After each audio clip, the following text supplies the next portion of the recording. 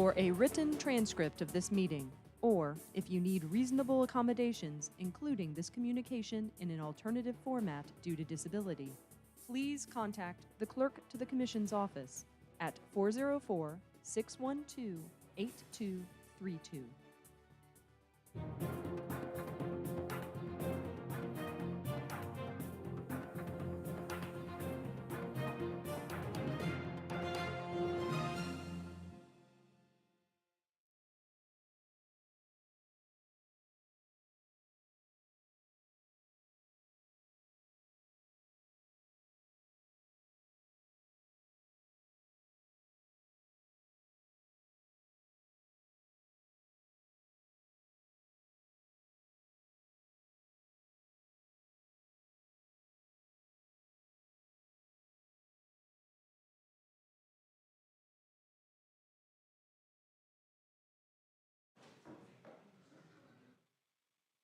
Which one is this one?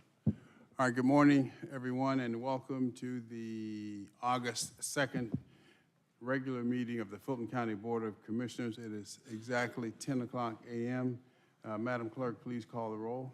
Chairman Rob Pitts. Present. Commissioner Bridget Thorne. Present. Vice Chairman Bob Ellis. Present. Commissioner Dana Barrett. Present. Commissioner Natalie Hall. Commissioner Marvin Arrington Jr. Commissioner Khadijah Abdul Rahman. Present. Mr. Chairman, you have a quorum. All right, please rise for the invocation followed by the Pledge of Allegiance. Let us pray. Almighty and gracious God, we are grateful for this day, for your continued grace and mercy upon our lives. We pray now your peace and your power upon those who are present. Bless now our leaders, give them your strength and direction. It is in your name that we humbly pray. Amen. Amen. I pledge allegiance. All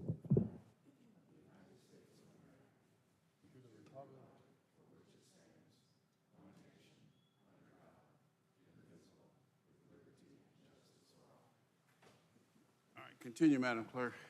On page 2, consent agenda.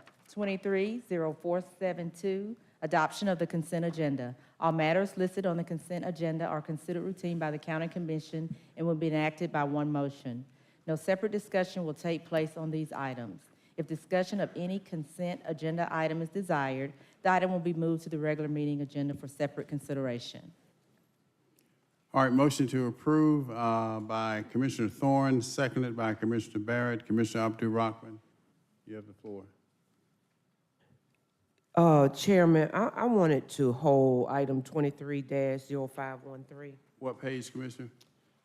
That is page, I'm sorry. That's on the regular agenda. Oh, I'm sorry, Page that's on, 11. I apologize, it's on the regular agenda. We're doing the consent agenda. All right, so on the, anything else on the consent agenda? Hearing none, motion on the floor is to approve. Let's vote to approve the consent agenda. And the vote is open. And the motion passes, 6 yeas, 0 nays. On page 7, regular meeting agenda, 230496, adoption of the regular meeting agenda. Mr. Chairman and members of the board, we have amendments to today's regular meeting agenda. Items to be removed. First item on page 9, 230507. County manager requests approval of contract to provide communications and engagement services to ensure access to timely and factual information about the Fulton County Jail. On page 12, 230466, Human Resources Management. Presentation of the Fulton County's new mental health resiliency program. These items have been requested to be removed and heard at a later meeting. On page 12, item to be moved up as requested by Commissioner Thorne. 230467, discussion, open and transparent government. This item is to be heard before Commissioner Thorne's action item on page 10, 230512. Okay. Commissioner Abdul Rahman. Thank you, Chairman. On page 11, item 23-0513, I'd like to put that item on hold. So noted. All right, I'll entertain a motion to approve the regular agenda as amended. Motion to approve, got Commissioner Thorne. Is there a second? Seconded by Commissioner Abdul-Rahman. Please vote. And the vote is open.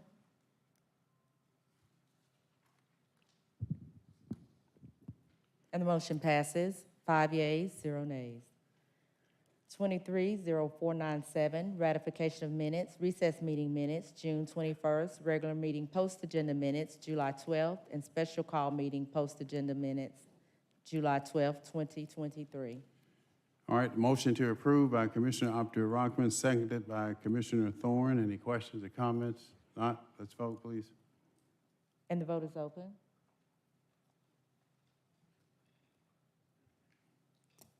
And the motion passes, 5 yeas, 0 nays. 230498, presentation of proclamations and certificates. Proclamation recognizing Family Food Fest Appreciation Day, sponsored by Commissioner Arrington. Just one? Just one, yes. All right.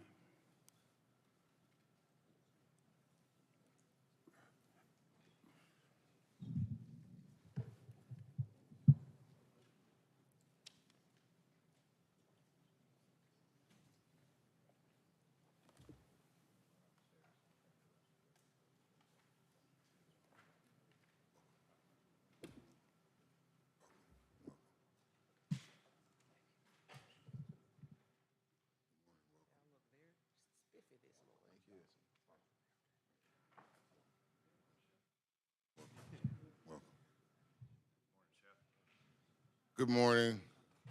It is wonderful to be able to present this proclamation in honor of the 9th Annual Family Food Fest.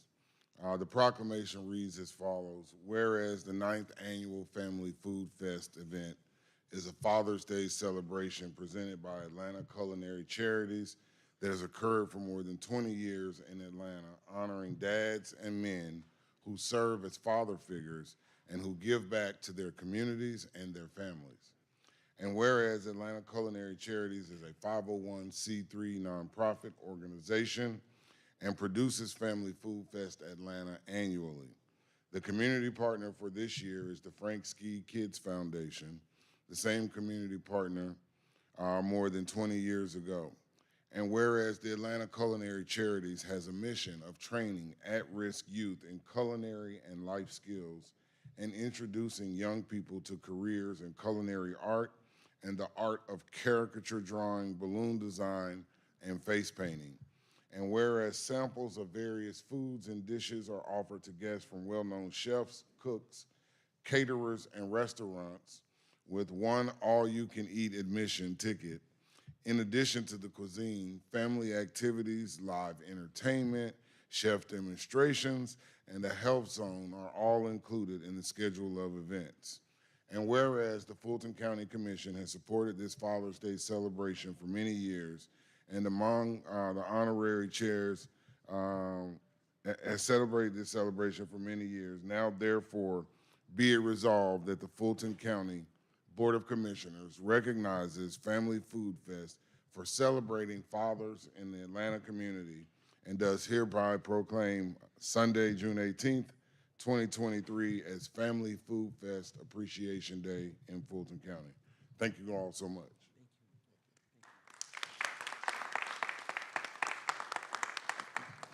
You got to tell us where Diane is. Unfortunately, Diane cannot be with us today, but she is so appreciative of all the things that we've done and for the support of Fulton County, especially in receiving this proclamation today. We at Family Food Fest Atlanta are very proud of what we do in terms of recognizing men and fathers in the community and the impact they make on their families and their communities. We could not do it without the support of Fulton County and the commissioners here, especially those who serve as our honorary chair, such as Commissioner Marvin Arrington Jr. and Natalie Hall, who's been with us for years. Our team is here today. We have Andre Gates, we have Carla Belcher, we have Jimmy Littles, and we have Larry Fagan, along with myself, Kevin Ashford. I'm the spokesperson here on behalf of Diane Larche.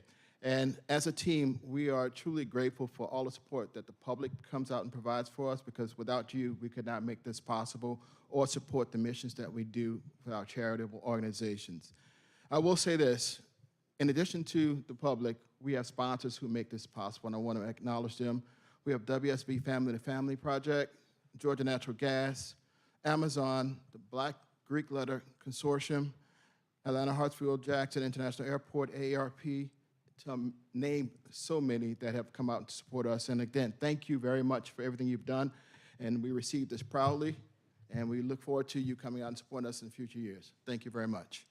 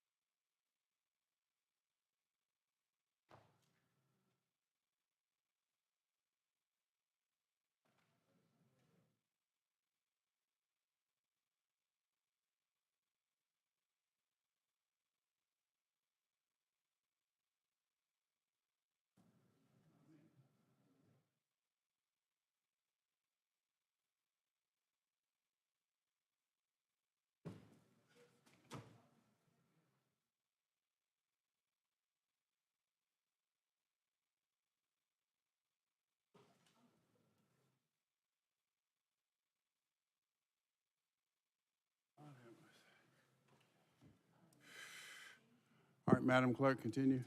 Continuing on page 7, public hearings, 230499, public comment. Citizens wishing to participate in public comment will be allowed to appear in person or may choose to participate virtually via Zoom conferencing or by submitting their comments in writing by registering on the county website, www.fultoncountyga.gov. Priority for public comment will be given to Fulton County citizens and those individuals representing businesses or organizations located within Fulton County.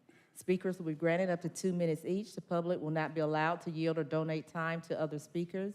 The public comment portion of the meeting will not exceed 30 minutes. In the event the 30-minute time limit is reached prior to public comments being completed, public comment will be suspended and the business portion of the BOC meeting will commence.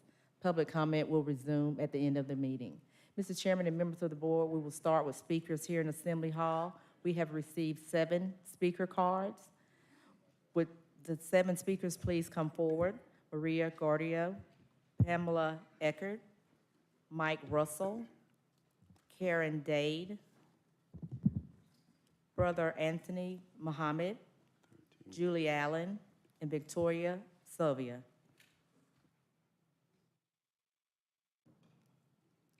All right, speakers, when you have 15 seconds, I'll simply say 15 seconds, and that'll be your clue to begin to conclude your remarks. Thank you. Maria Gaudio, Fulton County. I'd like to speak about the proposed property tax increase. And, you know, things have been very hard for a lot of people, especially in districts 5 and 6, although they did have some reprieve by very generous donation from Tyler Perry, who paid over 800 citizens' property taxes very generously. But I don't think we can count on that year after year. And I think that the people who live down there, no matter where they live in Fulton County, the way food prices have been, gas prices, and now for property taxes to go up, it's pretty well the final insult. Look at all the money that you're going to save with paper ballots. Those millions of dollars can be used in lieu of increasing property taxes. Thank you very much.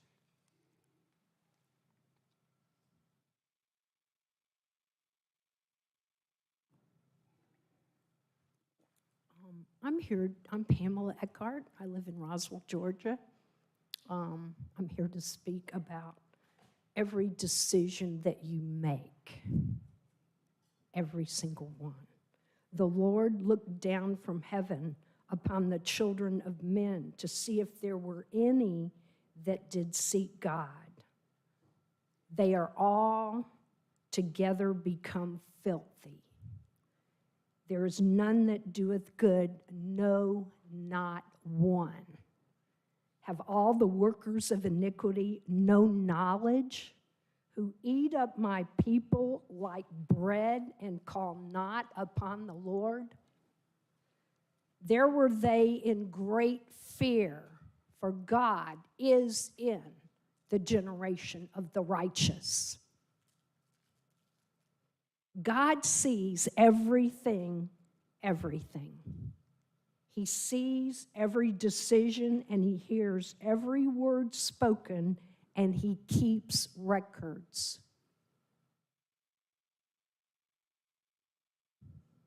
One day, each person will stand before Almighty God and give an account.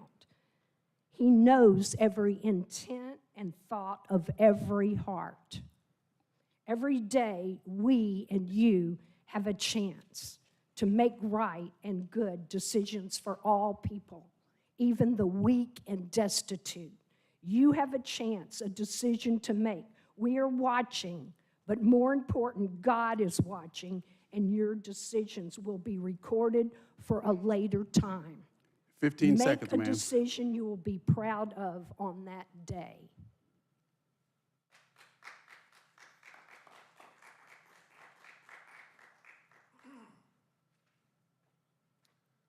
Good morning. My name is Mike Russell. I'm a resident of Atlanta, Grove Park neighborhood. I come today to speak out in opposition to the proposed increase in the millage rate. I find it incredible that now, in this economy, when we've just received news that we've had record evictions in this area, in this county, in this city, that you would even consider raising property taxes. I work with people every day who can just barely stay in their homes. And this will only increase the eviction rate in our city and our county. Now, a lot of you like to get up and pontificate and give out proclamations, and that's a good thing. But that doesn't keep the lights on. That doesn't pay the water bill. That doesn't pay the rent or the mortgage. And it doggone sure does not pay Fulton County property tax.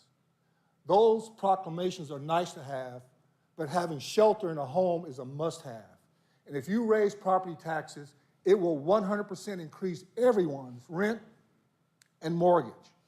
And that, to me, is unconscionable. We cannot afford a millage rate. Now, I've been all over the west side where I live, including last night when we had two communities meet together.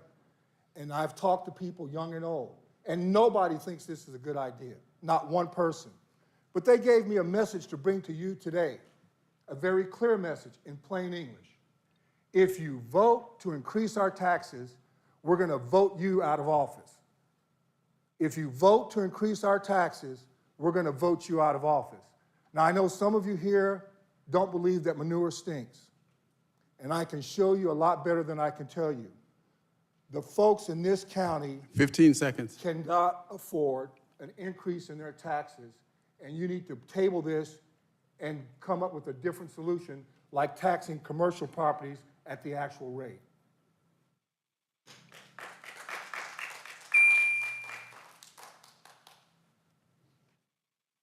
Good morning, Commissioners. My name is Karen Dade, and I'm a resident of Center Hill. And I am also here to oppose the property tax increase. I resonate with the gentleman that came before me. We just cannot, and I'm especially thinking of our seniors, for which I am one, that to increase in that way would put us in such a terrible situation. I'm asking that you come up with another plan. Please do not raise our property taxes. And that's all I have to say today. Thank you.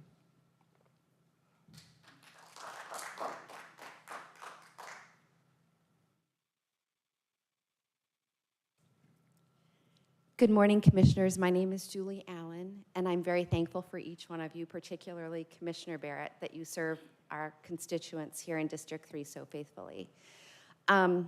Again, for briefness, I do like to read what I write. So I was here for the July 12th meeting where Commissioners Ellis and Arrington volleyed back and forth on the issue of raising the millage rate from the current 8.87 rate to as high as 10% that Commissioner Arrington suggested he would support. In that meeting, you approved advertising millage rate increase up to 9.2724 while approving a no-bid contract for $210,000 for a reparation study while not having sufficient funding to maintain the current millage rate. I want to thank Commissioners Hall, she's not here today, and Commissioner Pitts, Commissioner Thorne, and Ellis for the restraint that you showed in your votes going back and forth on those issues. I saw the compassion that you had for the people of the county in your measured votes. As we proceed today, I want to bring to your attention economic issues of concern to Fulton County constituents. The average price from the AJC, the average price of a gallon in Metro Atlanta midday Friday was $3.56, a stunning 34% climb in a month that included 20 cents per gallon rise in just the past week. And that is not the end of the escalation. 40% of U.S. adults have less than $1,000 in savings. 3 years ago, the average 30-year mortgage rate was 2.98% per Charlie Badello. The median existing home price in the U.S. was $294,000. Listen to this. This was 3 years ago. It was $294,000. Currently, the 30-year mortgage rate is 6.78%, and the median home price is $410,000. 15 seconds. So keep in mind what's going to happen with this millage rate. You're already going to have an increase in revenue because we're having increasing home pricings and valuation. I'll come back in a few minutes and speak in the millage rate section to give you some more details to think about. Thank you for your consideration.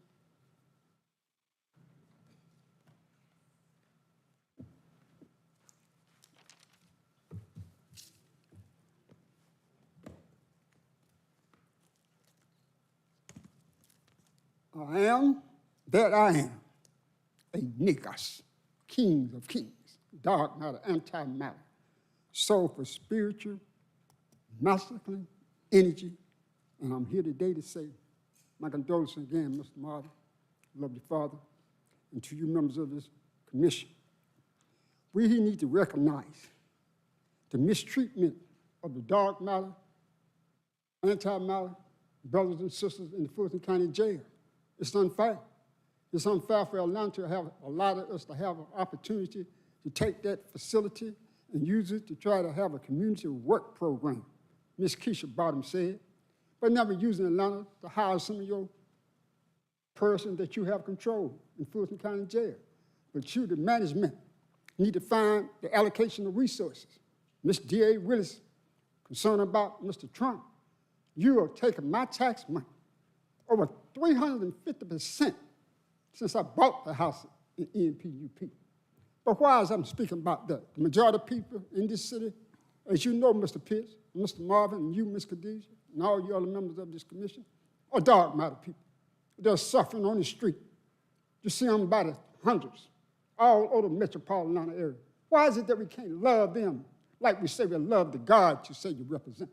I'm no longer accepting religion.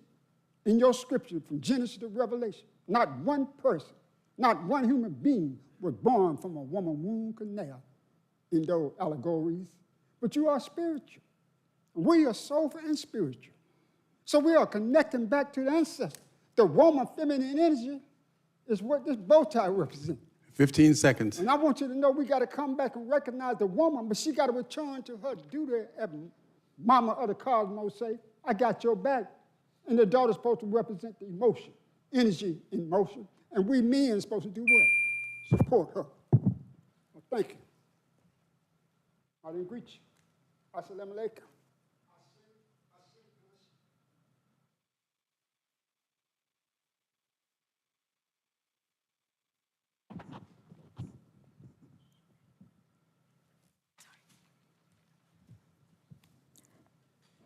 Hello, my name is Victoria Salvia. I'm a citizen journalist, a blogger, a media content creator, and on the executive committee of the Libertarian Party of Georgia. I'm here to speak to oppose the proposed property tax increase.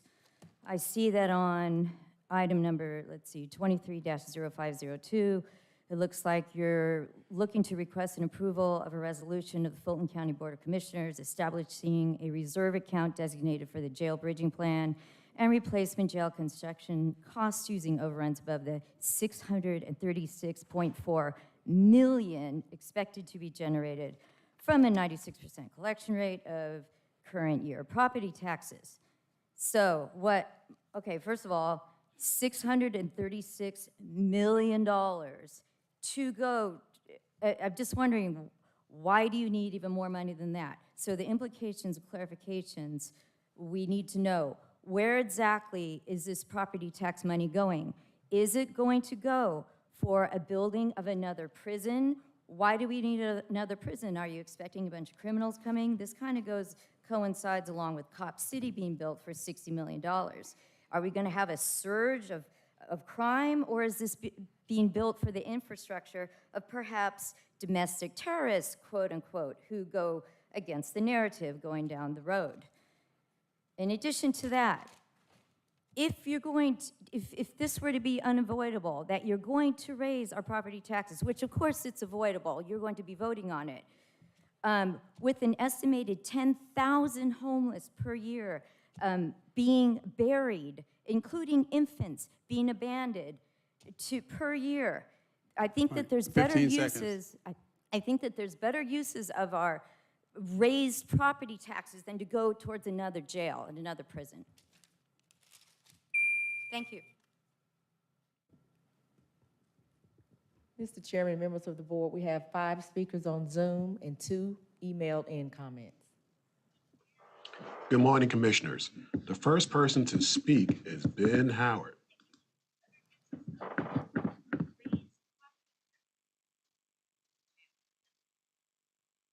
Greetings, one and all. Ben Howard, Senior Advocate, Public Policy Analyst. As far back as February, at the Housing Authority of Fulton County, the assault on public comment began. The record on how he took over as chair is subject to scrutiny. Nonetheless, making full use of his power, he barked the order, shut down the chat. And not long later, he again barked, I thought I told you to shut down the chat. The Zoom chat was terminated.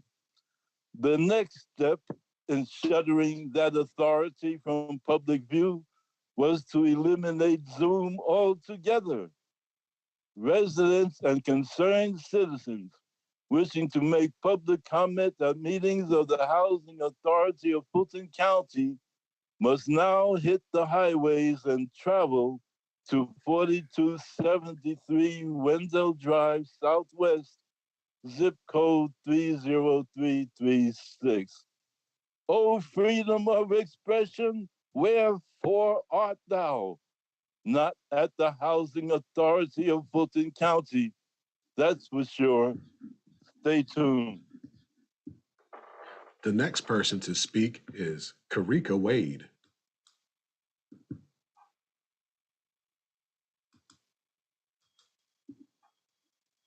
Karika Wade. The next person to speak is Colleen Freeman.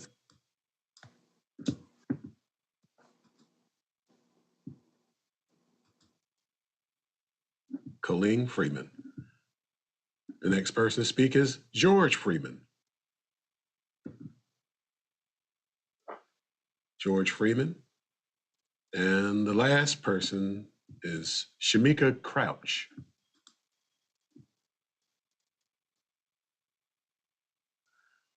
No one's been. Hi there. Hi. Sorry, Hi. I apologize. It's Shamika Crouch. Thanks, commissioners, but we have different questions and we recognize that this isn't the forum, the questions that we have. Thank you. And that concludes the Zoom public comments.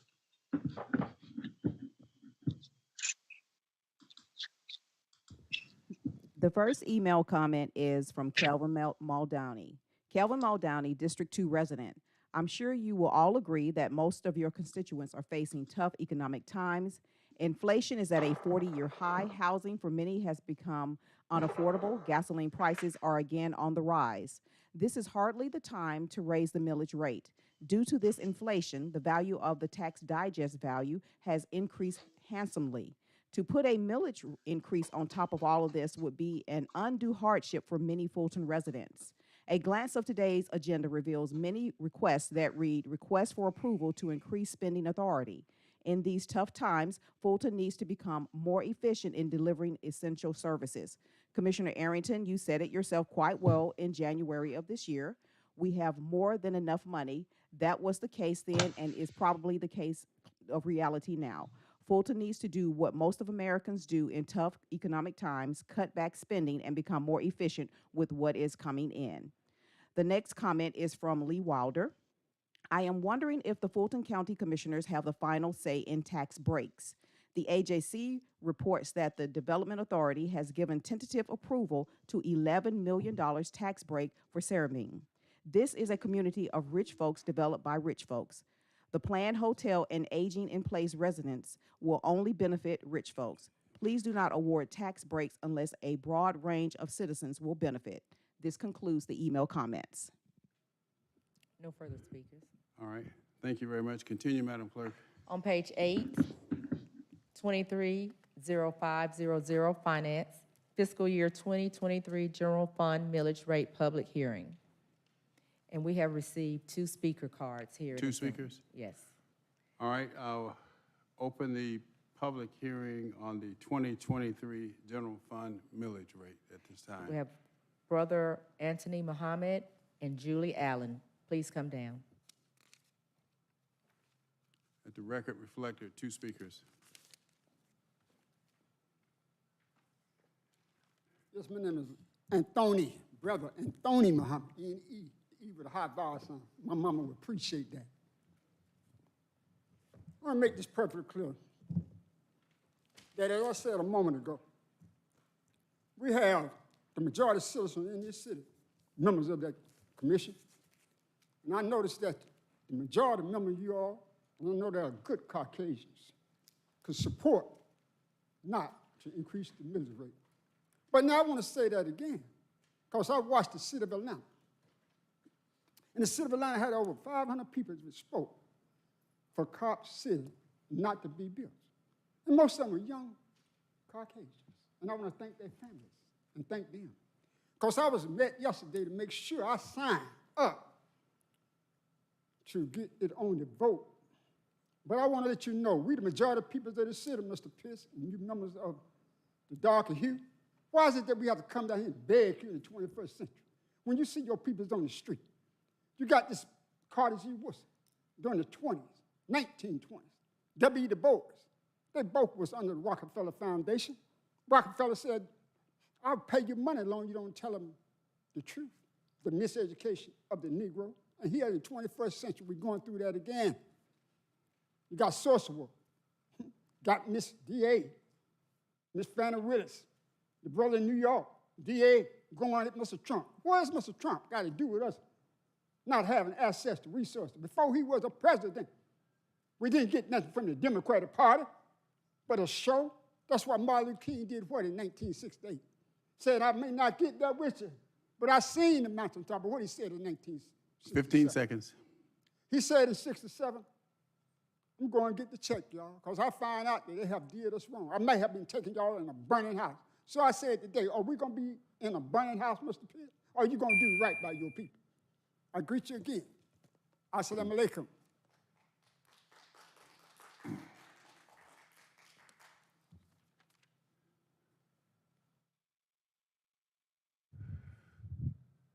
Julie Allen, thank you again for listening to these concerns.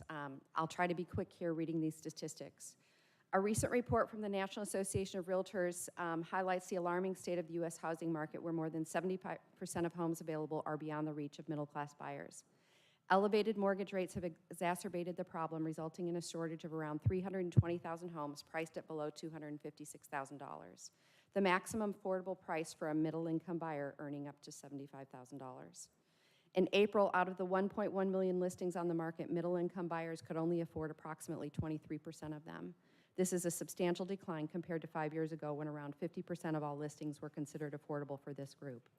This inventory shortage is projected to persist for several years, leading to a continuous rise in home prices and exacerbating the problem of unaffordability. According to data from Mortgage Bankers Association, housing has never been so unaffordable for Americans. 30% of workers making less than $50,000 are worried that AI will take their jobs, compared to 16% of those making over $150,000 per CNBC. The average American credit card balance is at a record $7,300. Meanwhile, the median household has just $5,300 in savings. Delinquency rates are up 6 straight quarters, on track for the longest streak since 2008. We are fighting inflation with credit cards. For the first time in history, total credit card debt is about to cross $1 trillion. Since Q4 2020, total credit card debt is up over $200 billion. Americans currently hold a record $986 billion in credit card debt. In many states, average credit card debt balances are nearing $10,000, which is by far a new record. Borrowing has become the new normal. According to a survey conducted in late 2022, 15 more seconds. Americans are carrying a balance than not. So I'll just summarize here and say, as prices of basic necessities rise, Americans are borrowing to offset the costs. I beg you, as you consider raising the millage rate, to recognize that rising home prices will yield additional revenues. I appeal to your conscience. Thank you. No further speakers. All right, anyone else in Assembly Hall here to speak on the 2023 general fund millage rate? Anyone else? Anyone else? Come on down.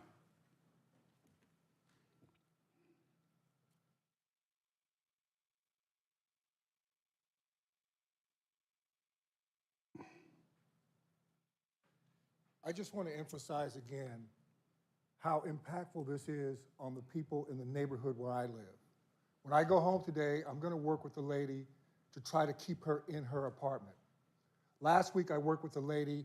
Her Social Security income is $1,100 a month. Her rent is $605. No margin for error.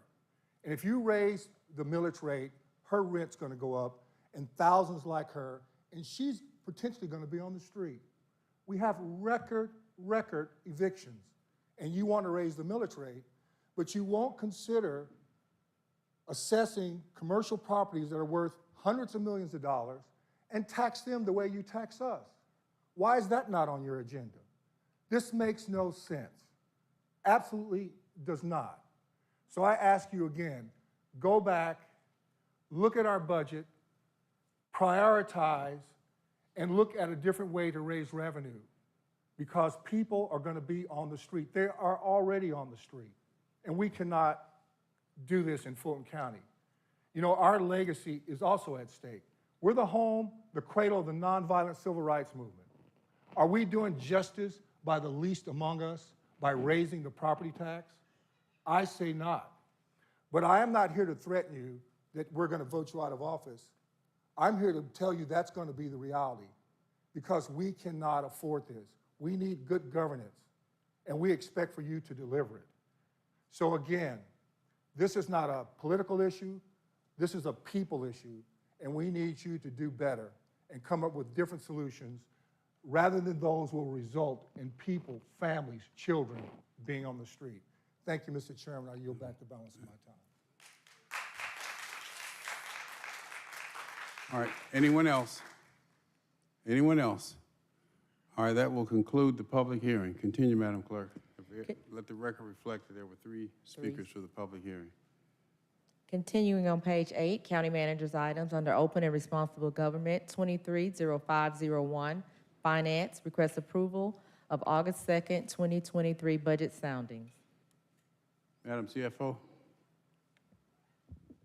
Mr. Chairman, we have one item on soundings. It's an addition to the annual hardware, software maintenance and support list for the Department of Real Estate and Asset Management. No funding is required. It's to increase the total authorized spending limit by $57,660. This was to allow for repairs of some jail doors. All right, any questions or comments? All right, motion to approve by Commissioner Abdul Rahman, seconded by Commissioner Ellis. Please vote.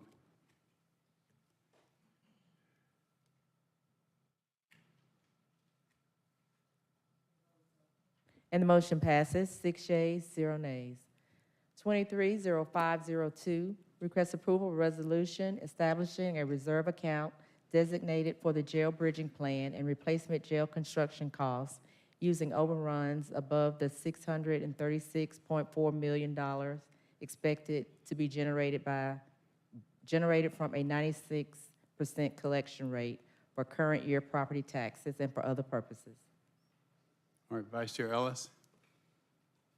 Chair, I'm in the queue not to necessarily speak about this particular item just yet, but we have another item on our agenda which I think probably bears discussion before we get into this, and that is your item that you have on the agenda, 230511.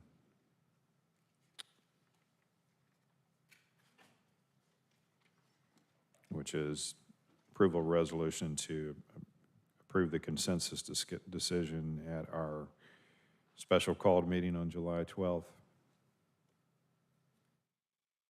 And so my request that would be we reconsider the agenda to take that item before this.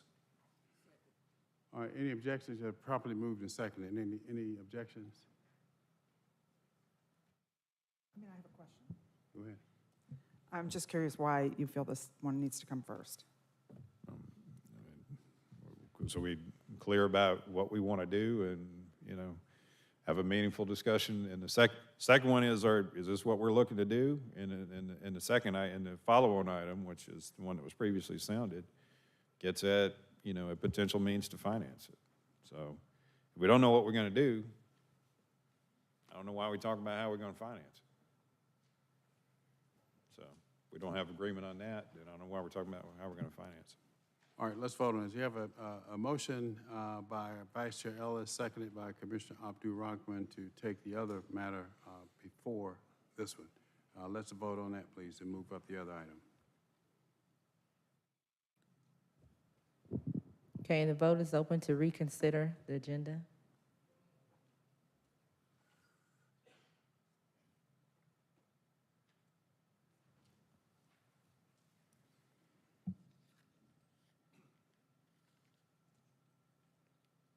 And the motion passes, 4 yeas, 0 nays. All right, you sound that item, please. On page 10, 230511, request approval of resolution to approve the Board of Commissioners consensus decision at the July 12th special call meeting to direct the Fulton County Manager and county staff to proceed with planning and seeking funding for the design, construction, and ongoing maintenance of a replacement Fulton County jail. All right, let me explain why this is before us. There seemed to have been, in some quarters, some confusion as to what was approved and not approved at that special meeting that we had. I was presiding, which I think I do very well. There was no confusion on my part about what the vote was. There were 5 of us present. There were 4 who indicated that they were in favor of it. I was not in favor of it and still not in favor of it. So it was a 4-to-1 vote. Commissioner Barrett asked that it wasn't clear to her. Ms. Corbett spoke up, it wasn't clear to her. The manager felt that there was some uncertainty. Mr. Adams felt that there was uncertainty. I don't know where that came from. I was presiding then as I am now. I knew exactly what was meant, what was done. The clerk came to me. Y'all have been, some of you, bombarding her about what was done and what was not done. I was crystal clear about what happened. However, in order to put that matter to rest, I agreed to put it on the agenda today so we can take another vote. And I can tell you who was there at the time. Commissioner Thorne was present. Commissioner Abdul-Rahman was present. Commissioner Barrett was present. I was present, and Commissioner Ellis was present. Commissioner Arrington was not present, and Commissioner Hall was not present at that time. The vote was 4 yeas and 1 nay. That's why this is before us today. All right, Commissioner Barrett. There was no confusion on my part, You brought it Mr. up Chairman. several times. I did not bring it up several times. In one conversation, I asked Jessica in External Affairs to make sure that her wording was clear when she was expressing comments to the press, that we had not approved, air quotes, a $1.68 billion jail. And the reason I asked her to be careful in her word choice is that the implication of saying we approved a $1.68 billion jail is that we have had design plans, that we, have seen those, that we know exactly what's going to be built, what programs and services are going to be in the building, and that we have signed off on it and we're ready to break ground. That was my concern then, and that concern was borne out less than 12 hours ago when 2 news reports came out, and one of them basically said exactly that. So what I was a part of in that room was us, the 5 of us who were there, giving direction to the executive team to proceed with an further investigation on funding a potential $1.68 billion jail, and to look at the options for sales tax and the options for property tax and whatever other options we might have. But we did not actually approve a $1.68 billion jail. I also have no confusion about whether or not there was a vote. There was not a vote. We gave direction. If there was a vote, there would have been a motion and a second, and we would have asked for all in favor say aye, and none of that happened. So we did not have a vote. We gave direction. And this resolution to me is unnecessary, as it does not materially change what the executive team is doing. They took our direction, and they are moving down the path of doing that investigation on where funding may come from. So I'm very clear on what happened, and I said at the time when you and I had this discussion in the strategy office that I did not think it was necessary to bring this to the floor for a vote today, and I stand by that. I don't believe it's necessary. I want to be really clear. We have given direction for our team to investigate where funding might come from and how we might put that together to build a replacement jail, which is needed because the current facility is over 30 years old and is falling apart. That's where we are in this process. This does nothing but stir the pot. So the pot's been stirred. Commissioner Arrington? I stepped out to get some coffee. Was there a vote? How did we get to this item? As I was walking out, we were on item 0502. Commissioner Vice Chair Ellis made a motion to amend the agenda to move this item up before. And there was a vote? Yes. Okay. Well, I'm going to object, I guess, number one, to the wording of this language. The wording of the agenda item says the consensus decision at the July 12th, 2023. That's not my wording. I don't know whose wording it is. All I know is I wasn't there. We just heard someone state that I wasn't there, Commissioner Hall wasn't there, and I just heard Commissioner Barrett objecting. So I don't necessarily know how we get to some type of consensus decision at a meeting on July 12th, or how we get to this language. So I'm in support of a replacement jail, absolutely. But I object to this wording as this is written. Commissioner Abdul-Rahman? Thank you, Chairman. I just want to correct for the record, that is Commissioner Barrett's recollection of what happened, because my recollection is different. There was a vote taken. There was no discussion after the vote was taken. And while we sitting up here playing politics, folks are dying in the jail. And so I take issue with my time. Now, everybody was not able to be there, and I understand that. But for those that were there, a conversation was made. The county manager and the executive team answered plenty of questions, okay? So I take issue with sitting in a meeting that was called, that I was there as well as my colleagues, and having a discussion and having a vote, and all of a sudden somebody's telling me I didn't vote when I know I did. Let's stop playing politics Folks are dying in that jail for whatever reason. We can debate that at another day. But when are we going to do what we need to do for our situation with the jail? Let's stop playing politics while folks are dying.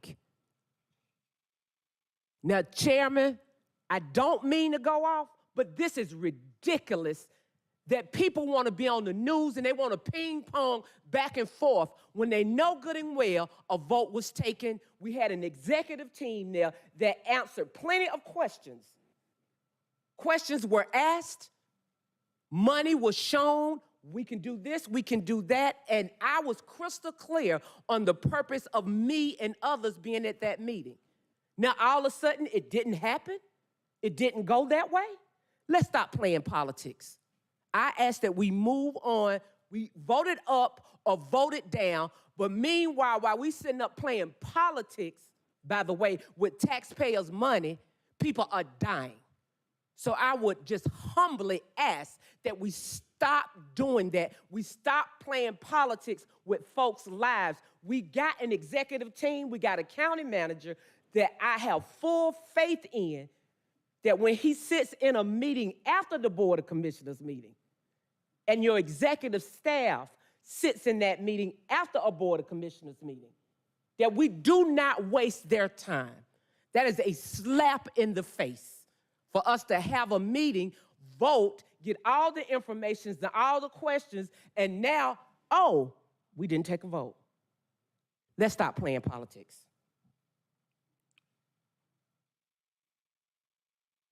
Commissioner Thorne?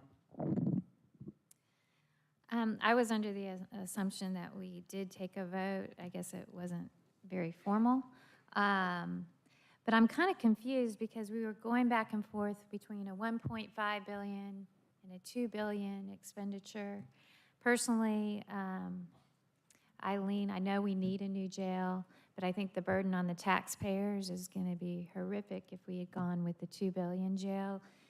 And we were presented with a $1.68 billion at that meeting, which I'm hoping we can find ways to finance it without placing the burden solely on the property tax owners. So, but it appears that the number, you know, I've done rounding before. Now it's a 1.698, which is 1.7 billion as presented here. I don't know the difference from, I know it's not as, it's a significant amount of money that's changed, going from 1.68 to 1.7 billion. So I don't know how this exact number. I don't think the number's changed. It may have been rounded up. The number is 1.68 billion. That's the number we've been using for the last 8 months. And so that's the number that we discussed at the session that we had. So it's 1.68. It may have been a... But it says 1.698. I didn't write the agenda item. Okay. I can just tell you what we talked about at the last meeting and what we have consistently presented as that particular scenario. Okay. Thank you. Commissioner Barrett?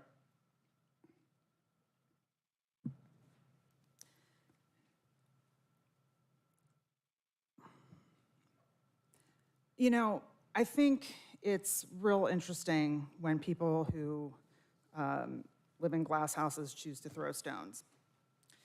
I'm recalling what happened in the meeting accurately. I will ask the question to the parliamentarian. Was a vote taken? Does not a vote require a motion, a second, and a call for votes?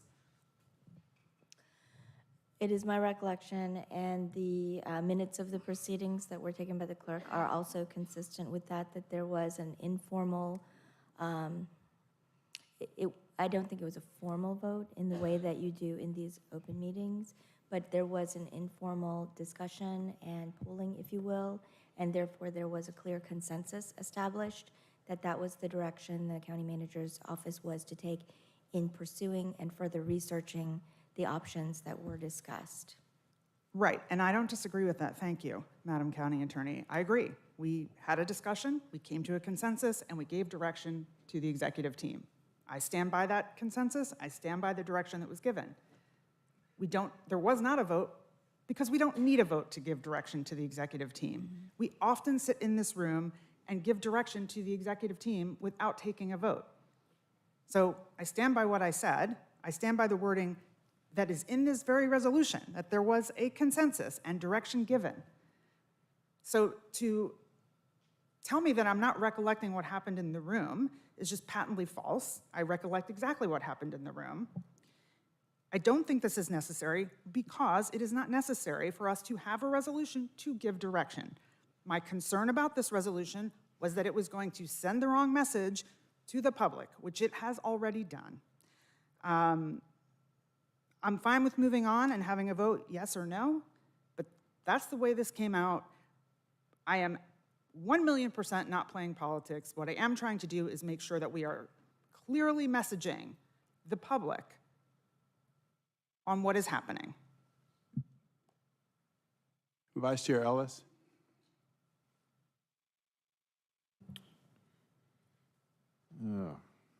Where to start?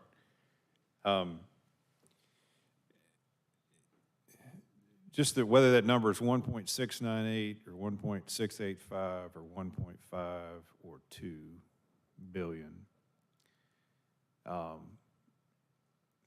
necessarily matter. It's such a big number and it's such a huge expenditure. We have got to get to a point of clarity about what it is that we intend to do. We've had feasibility studies. We've talked around this issue. Are we going to build this thing or not? I mean, I think we've had consensus about the need for it. We've had people come and talk to us about it. We understand the ramifications of the fact that we've got 3,600 people sitting in prison right now and we don't have adequate facilities to house them, right? Do I, as a taxpayer, want to fund a jail? Not really. But are we as a county obligated to have facilities? We're required by the state to do this, so we've got to figure out a way to do it? Yes, that's the oath we took. Tough decision. We got to figure out a way to make a decision around it. And are we going to build a facility or not? And if so, what's going to be the maximum price tag on it? And then B, how is it going to be funded? I will tell you right now, from this commissioner's perspective, I am not going to support any type of situation where the funding is going to come via the form of an increased millage rate. I've talked about this before, and I've raised some of these issues in the past. When we were talking about these things, I brought up the fact that we need to really seriously, aggressively look at, some form of sales tax to either provide for, offset of the funding that we're doing for healthcare right now to enable facilitation of payment for this. We need to go look at redirecting property taxes that are already being paid into TADs, that are Fulton County taxpayer money for the funding of this. We need to look at spending reductions, or we need to talk to the state about getting additional funding in for other things that they are underfunding us for that we're doing right now. That's what I'm interested in doing. I think we need a new facility. I think it needs to be done. But I think we need to find a way to do it in a way that's going to hold our millage rate steady when we go through it. And those are going to involve significantly tough decisions. We got to stop just sort of talking around and dancing around and just make hard decisions around it.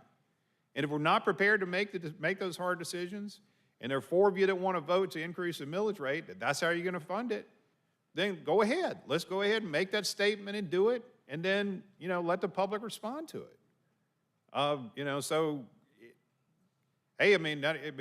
This is not fun stuff. It's not necessarily, hey, when you were dreaming, hey, we're going to come down here and this is what I wanted to do when I ran for office, was decide about how I was going to fund a facility that really nobody's all that excited about, then, I get that. But that's our job. So, I said during the meeting, I think in terms of a maximum size of the facility, this is probably about where it gets for me, 1.685. I was running raise 1.5 some time ago, but apparently not enough people really kind of like that as a concept. But again, I'll go on record again in terms of the funding for this.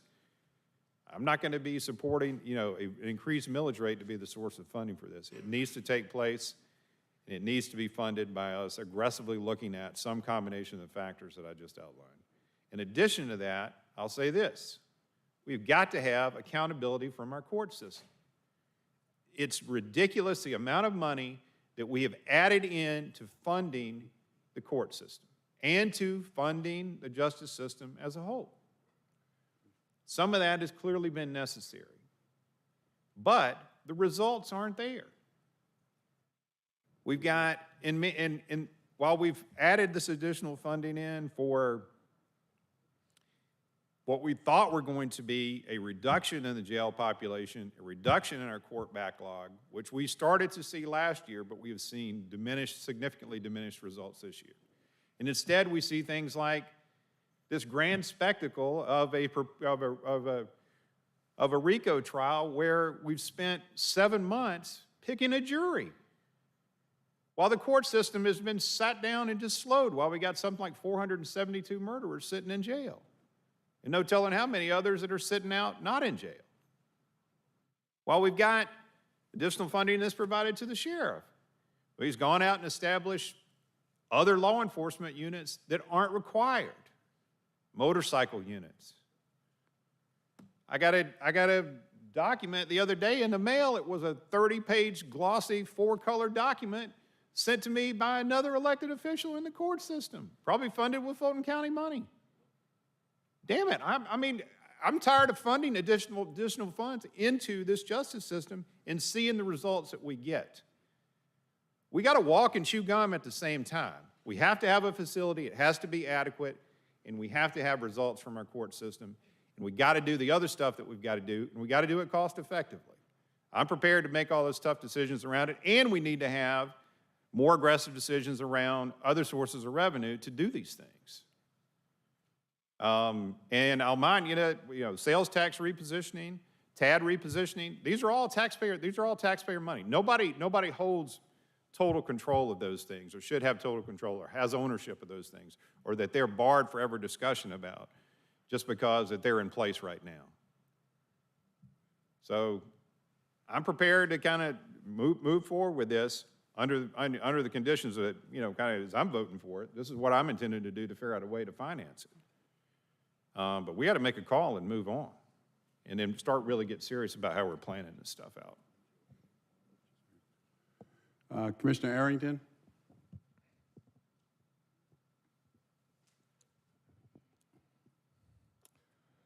I guess I'm a little curious, based on this discussion, as to who actually did draft this agenda item.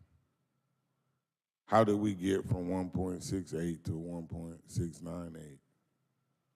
Who determined that there was a consensus decision? Maybe it's just better if I make a friendly amendment to delete the language regarding the consensus decision at the special call meeting. I have no problem supporting this jail, the replacement jail. The jail is literally falling apart. Pieces of the building are being used as weapons.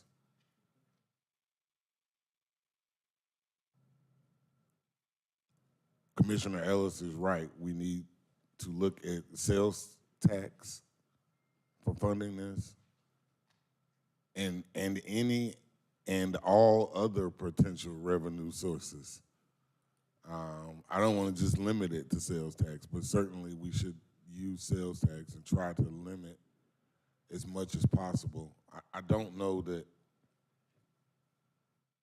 I tie the decision on the millage rate to this specific request. I look at those two items completely separately. But certainly, we should attempt to fund this and our efforts to provide equity in healthcare throughout the county through other alternative sources of financing. And so, despite the fact that no one has seconded this motion, for it to get my vote, I would need the language regarding the consensus decision at the special call meeting to be removed. All right, anyone else? Anyone else? Mr. Thorne? No one else. All right, there is a motion to approve on the floor. Is there a second? Seconded by Commissioner Ellis. Yes, Vice Chair Ellis. I'll second the motion with the modification that the discussion was around a 1.685, that we clarify that was the number that we were discussing. Can you repeat the number that we discussed during the meeting? I believe it was 1.685. I don't have the slide that we used at the time, Commissioner. I can go back and verify that. Do you have record of that number?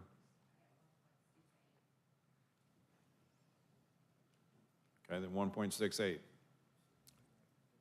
that the one? That was the number that was being discussed when we had request to reach a consensus decision. 1.68, that's correct. It's been 1.68. That's correct. Okay. So request that modification to the resolution. All right, no objections to that. All right, Mr. Manager, Mr. Adams, y'all need to weigh in. I mean, it's. I don't know if there's a specific question. I do want to point out, however, that this decision has been a bit more exacerbated by the Department of Justice. And it's my humble opinion that, and looking at where they have arrived at other investigations, that to the extent that we do not move forward with a jail, it is highly likely they will come forward with that recommendation when they finish their analysis, at which point in time it may be a year and a half down the road, and potentially $200 or $300 million more expensive. So in addition to the compelling need with the structure, and as Commissioner Arrington pointed out, the threat that it provides to our, not only our deputies, but the individuals who are in the jail, I do think there's a certain inevitability of this that we need to consider in light of the investigation and the note that we received 2 weeks ago.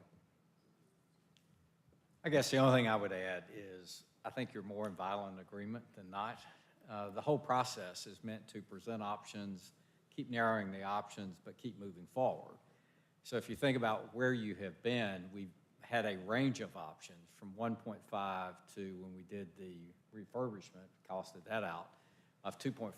So there's almost $1 billion worth of difference between those in that range. And I think we all heard in the meeting a consensus around the 1.68. So we are proceeding along those lines. This can be helpful or not necessary, depending on how you perceive it today, to do or not do.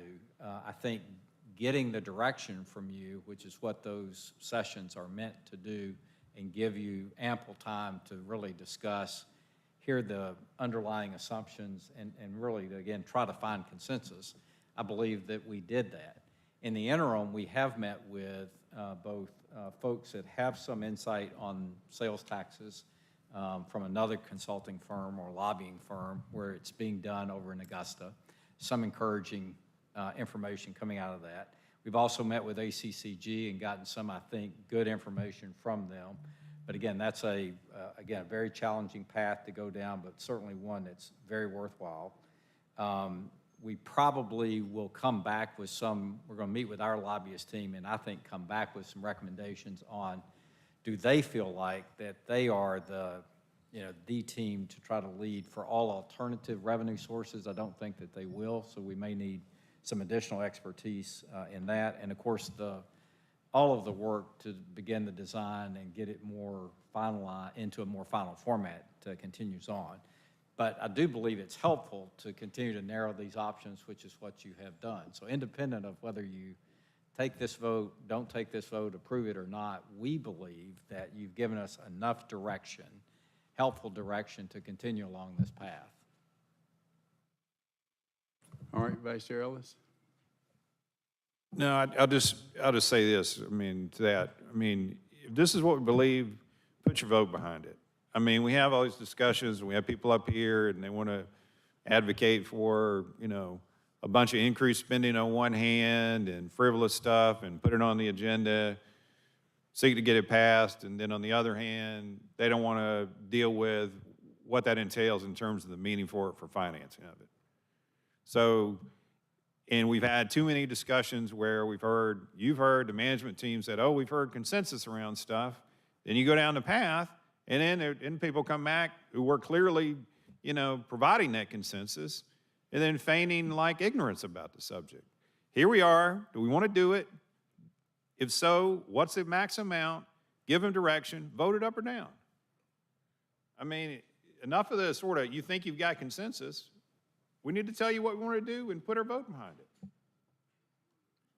Commissioner Abdul Rahman. Thank you, Chairman. County manager and leadership team, from my understanding, what you're saying is the 1.685 is one that we had the consensus around. That's the one that you all have been presenting. It is my understanding that at this point, the direction from this board, based on consensus vote, informal that was taken at the retreat, that you all would go in that direction. Also, that you all would look for alternative funding, that you all would look and advocate for what was the best option. I just want to make sure that I, as a sitting commissioner, who will make some mistakes, have made some mistakes, but they are my mistakes to make.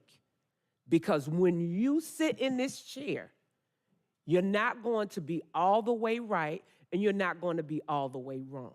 But if you're transparent and you're doing what's in the best interest of the taxpaying citizens, then you can sleep at night.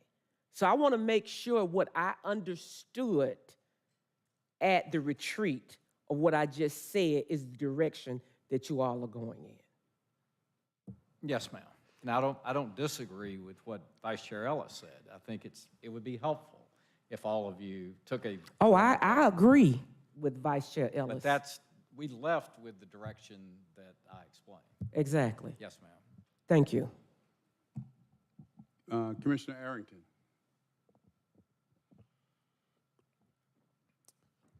Point of order, Mr. Chair.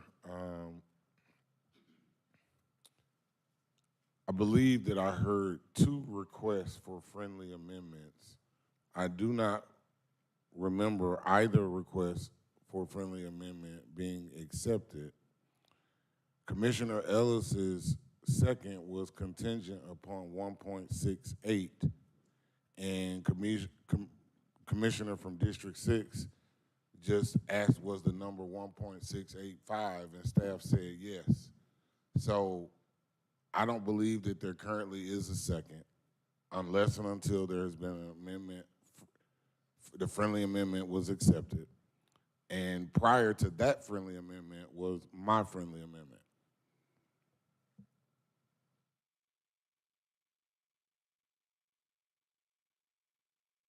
Vice Chair. Well, just so we can get on with this. I'll make a friendly amendment that hopefully the maker of the motion will accept, and that be the number instead of 1.698 would be replaced by 1.685 billion. That's the third friendly amendment that has been proposed. And accept but the first one that's been accepted. I accepted it. I don't know how you get to accept the third one until there's an acceptance or a denial of the first and the second. Okay. As respects your amendment, Commissioner Arrington, I'll let you speak to that, but mine was made with withdrawal of the first. I understand. My point was a point of order. There's an order and a chronology. And so before we can proceed to a third amendment, we have to know if the first and the second friendly amendments were accepted and or denied. Madam Parliamentarian.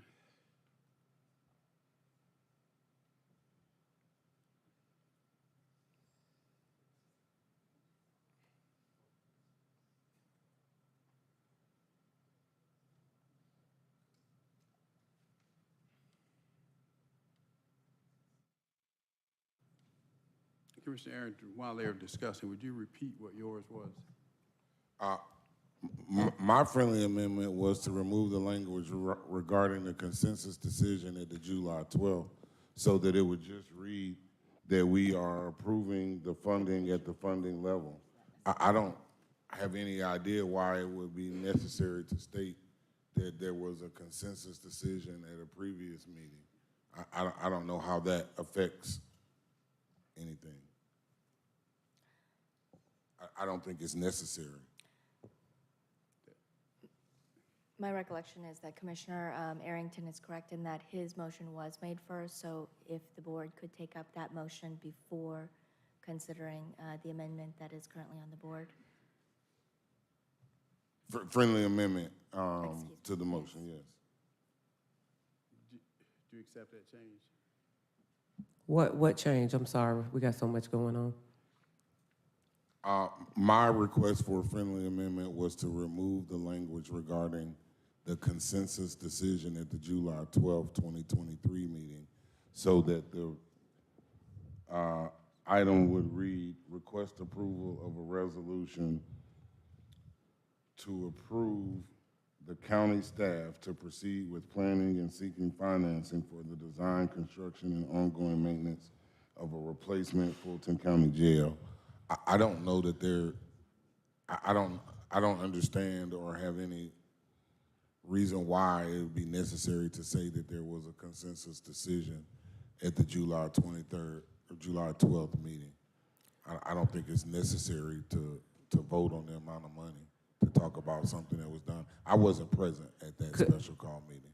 Commissioner Arrington, out of fairness, and so we can move along, I was at the meeting. It was a consensus, but we need to move along, and so I will accept that. Yeah, it was a vote. It wasn't consensus, so that's been accepted. So it was this will clarify all of that. It was a vote then, and this will clarify that once and for all. And the number is 1.685. That's what we're traveling with. Everybody's clear on this now. And anybody not clear? Because I don't want you coming to me saying, I thought this, I thought that. Running to the clerk, running to Ms. Corbett. I'm presiding. Everybody's clear? Crystal clear. Let's vote on the motion as amended. And the vote is open on the motion as amended.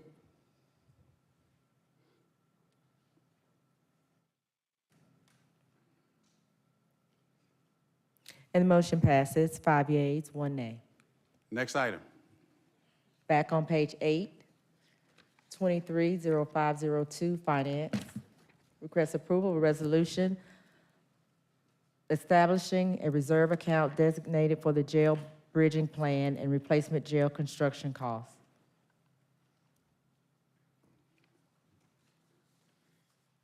All right, what's your pleasure? Have a motion to approve by Commissioner Abdul Rahman, seconded by Commissioner Barrett. Mr. Barrett, you have the floor. I did go ahead and second this because I am essentially aligned with the spirit of it, but I do have a friendly amendment to make. And what I would like to do is add language everywhere this resolution says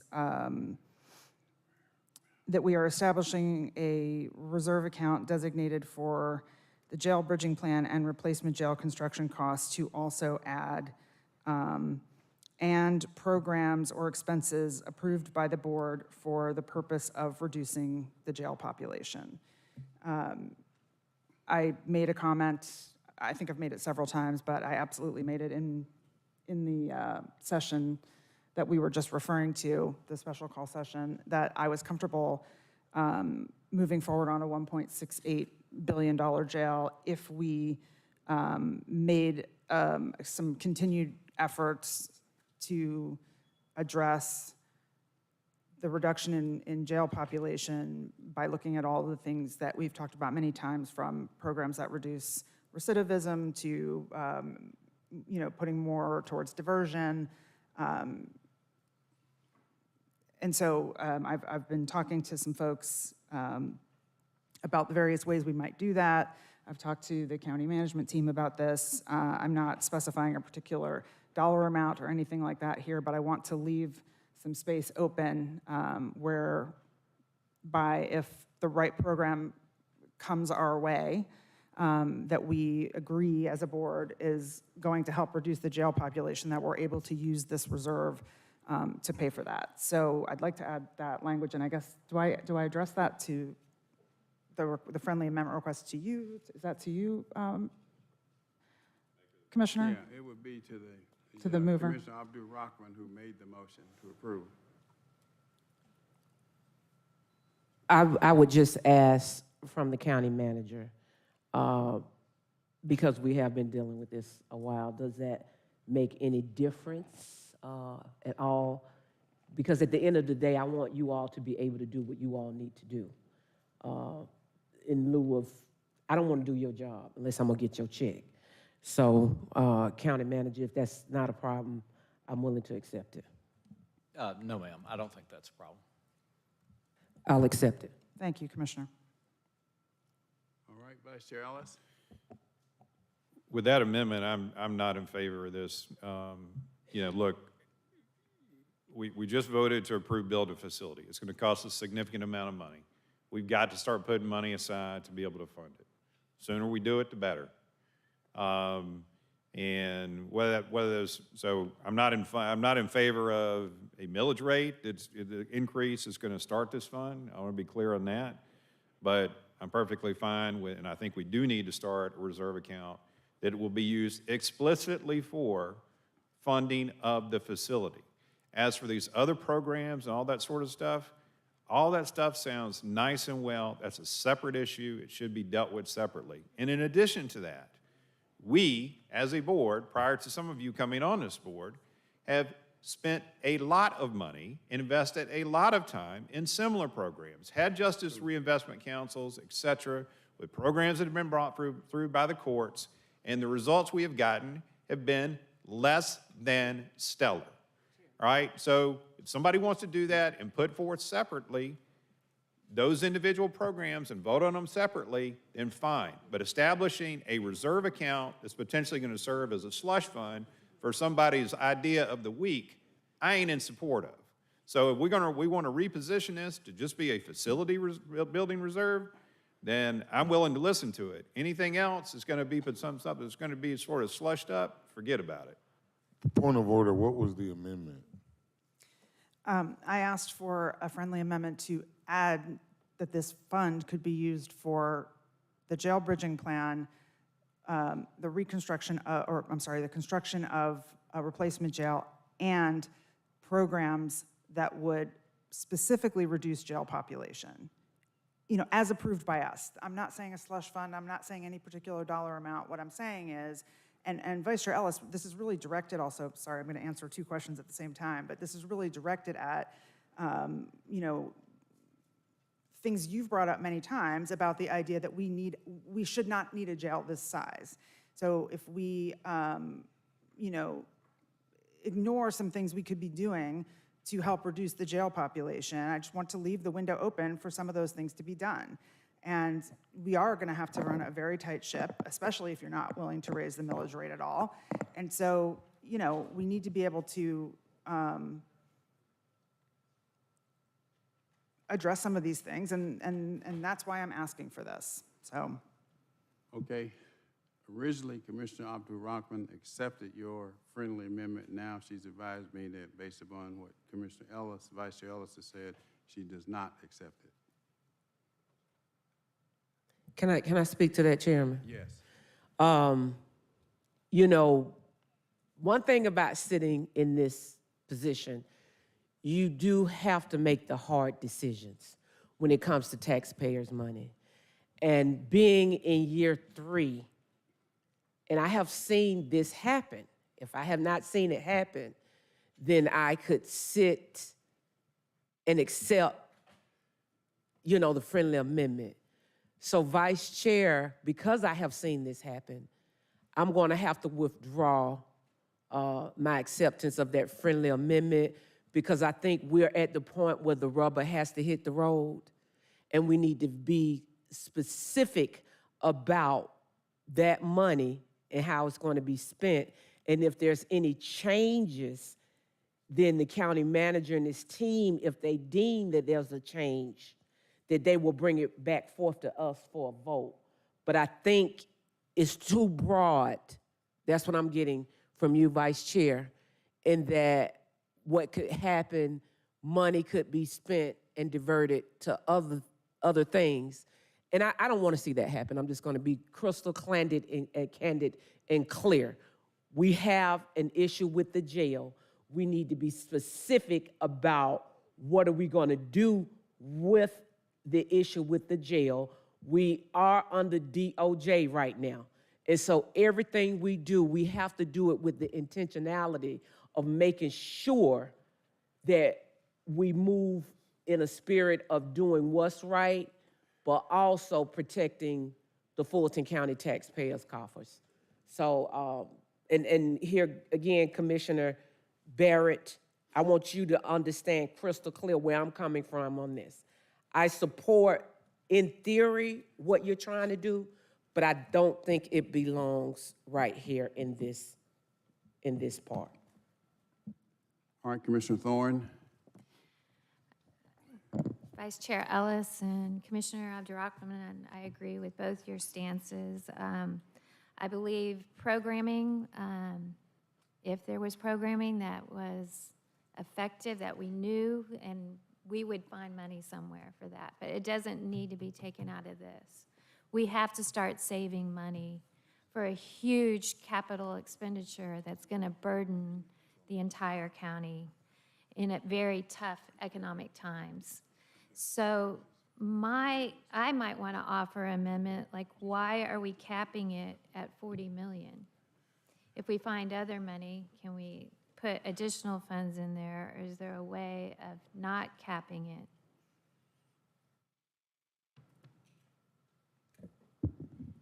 Commissioner Thorne, the intent was to capture specifically the estimated amount of property taxes that we would potentially receive over the amount that we have in the budget. So that amount was estimated to be 40 million. But it was targeting just the property tax piece. From the Yes, tax ma'am. digest. But if we could have further resolutions, if we have extra money, to go ahead and put it Yes. in that fund, to make Yes. additions to that fund. Yes. Okay. And Commissioner, if I may just add something to what the CFO just mentioned, I want you all to know that this will be within the 96% collection rate, because that is what we use to prepare the budget. Anything above that is going to be part of what we use to balance the budget in the following year. So if we collect 99%? 96% is Yeah, it? we're projecting 96%, but if we do an additional 99%, can we add that money into this reserve fund? No, we can't, because we use that as a prior year taxes to balance the budget in the following year. Thank you. Commissioner Abdul-Rahman. I've already spoken, Chairman. Commissioner Barrett. Commissioner Thorne, I had the same comment you did on the up to 40 million. It seems to me that language should just be removed. So I would request a friendly amendment again to take that out and just have any dollar amount above the balanced budget amount of 636 million and change, or whatever it is, would go to this reserve fund. It does seem odd to have a cap. What if it ends up being 40 million and $100,000 or whatever? Like, why wouldn't we just put it all in there?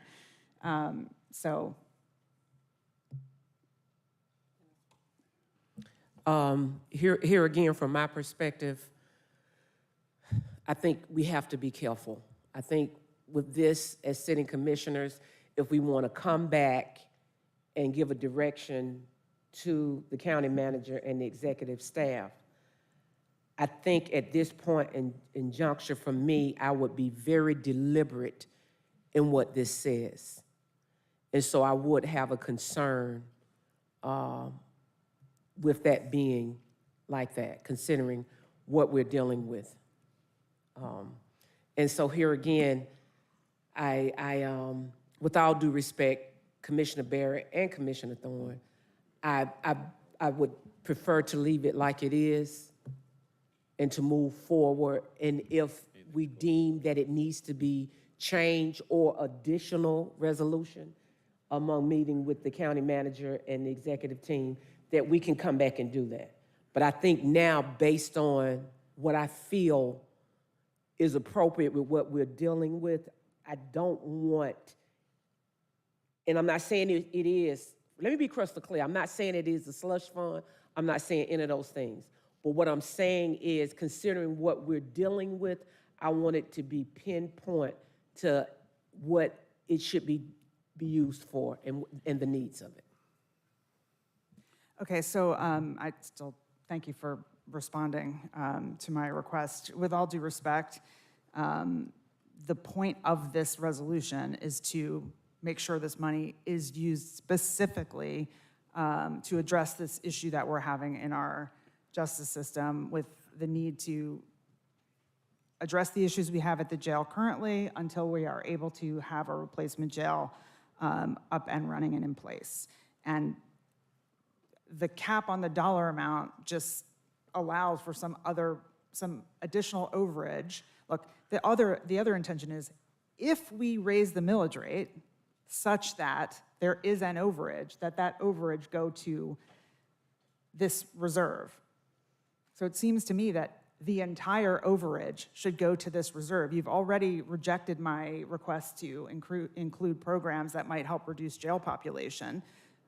The request to remove the $40 million cap is just saying whatever money comes in over the balanced budget amount, the balanced budget revenue amount, I guess, goes into this reserve fund. I'm not asking for money to be spent on anything other than what this, I already asked and was denied, that the money be spent on anything else than the facilities things that are listed here. So I don't see how that's anything other than common sense.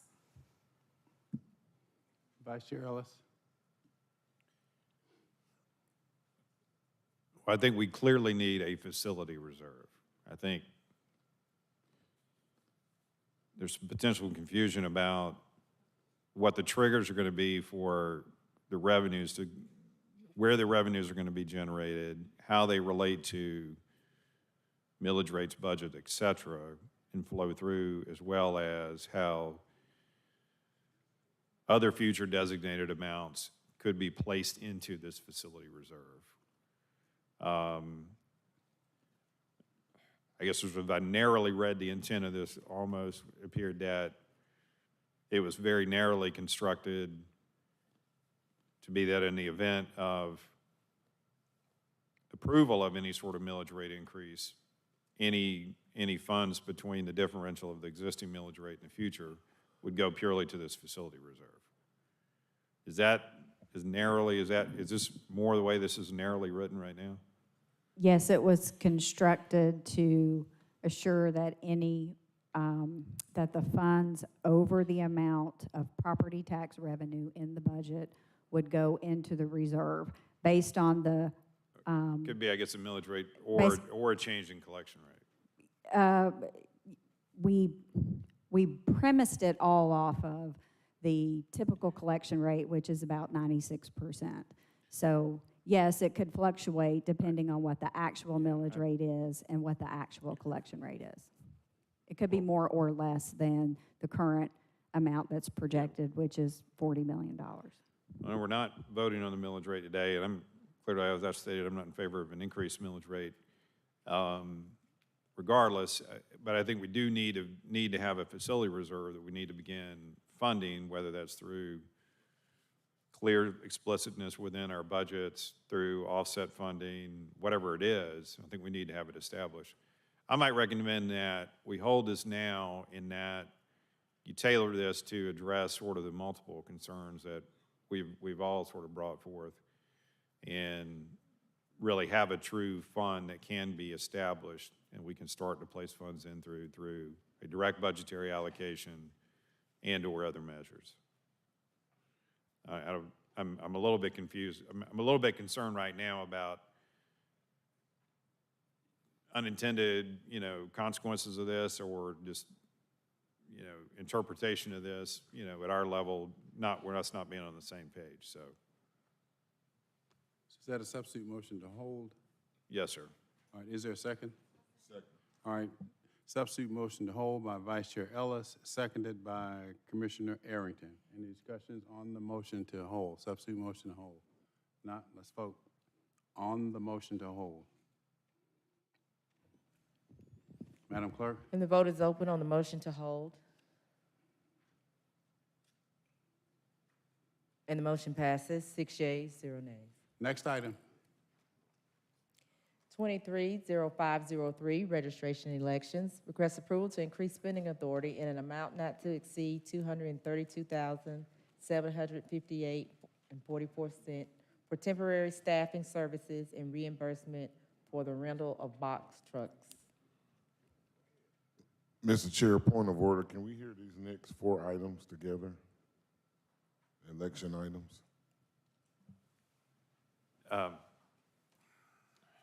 Preside, just for a second. Is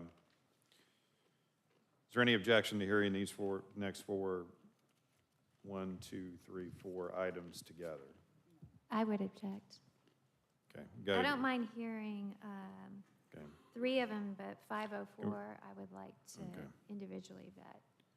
Can we just, sounds like these will move forward fairly quickly. You okay with just hearing them separately? Okay. Proceed, Madam Clerk.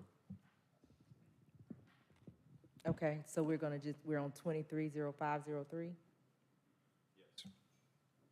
Request approval to increase spending authority in an amount not to exceed $232,758.44 for temporary staffing services and reimbursement for the rental of box trucks. Okay, we got a motion and a second on the floor. Commissioner Arrington, you previously in the queue. All right, so Commissioner Thorne, you wish to be heard on this item? Oh, I just had a quick question. We approved temporary staffing, but how was this overlooked in the original presentation? That the rental of the box trucks wasn't included.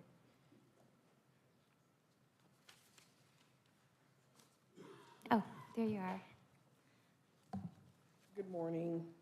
It was not overlooked. It's to reimburse the temp agency for covering the box truck costs.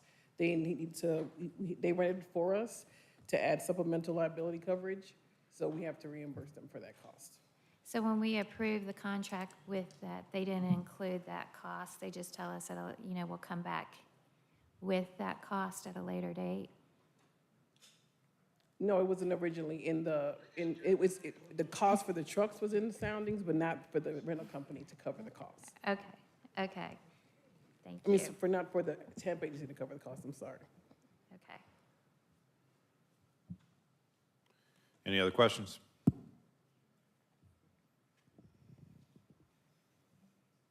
All right, hearing none, let's vote. And the vote is open.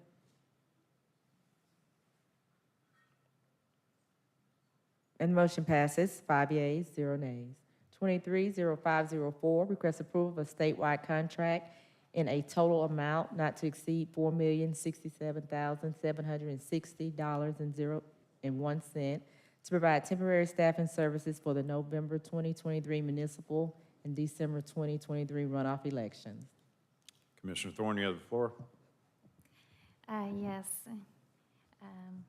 Ms. Williams, I'm never for temporary staffing in our elections for things like handling ballots, tabulating ballots, accepting, rejecting ballots, logic and accuracy testing, handling of the voting equipment, all of those, just due to firsthand experience of doing that myself, and also not getting hired from Happy Faces, which, thank you for, I understand that Happy Faces did put forth a bid for this, so thank you for not approving them. It was under the name of Snelling. Snelling is now Happy Faces. It's still run by Michael Hairston. We did not exclude the company. We went with the lowest bidder by county Yes, policy. yes, I'm glad. I mean, I just look at developing trust in our elections as something that we really need right now. I'm not familiar with the Bacchus staffing. They're new. We've never used them in our elections before. How are these people, how is the Bacchus, where are they going to get, are we going to tell people to apply at a Bacchus to get hired, or how is that going to work? Yes, so once the contract is approved, I mean, this request is approved, we will put postings on on the website, and it will link to the temp agency for them to apply. So one thing I would like to request, you mentioned that Abacus was going to be doing the logic and accuracy testing. As a poll manager, my experience of working and doing the logic and accuracy testing was so beneficial for me in running my precinct and being able to troubleshoot my equipment, being able to see how my precinct is set up. I could notice when things were delivered what I didn't have so that I could call you guys right away the day before instead of realizing it on election day I was missing X, Y, and Z. So I would encourage, highly, highly encourage that all people who are hired to do logic and accuracy testing are potentially election day workers who aren't doing early voting, or early voting workers prior to early voting logic and accuracy testing. We'll take that into consideration. Thank you. That would be great. Also, I had lunch yesterday with somebody from Gwinnett's Board of Registration Elections. They don't seem to use a staffing. They have temporary staff that they hire directly. They don't seem to use a staffing agency like we do. I don't know how Gwinnett is getting around that.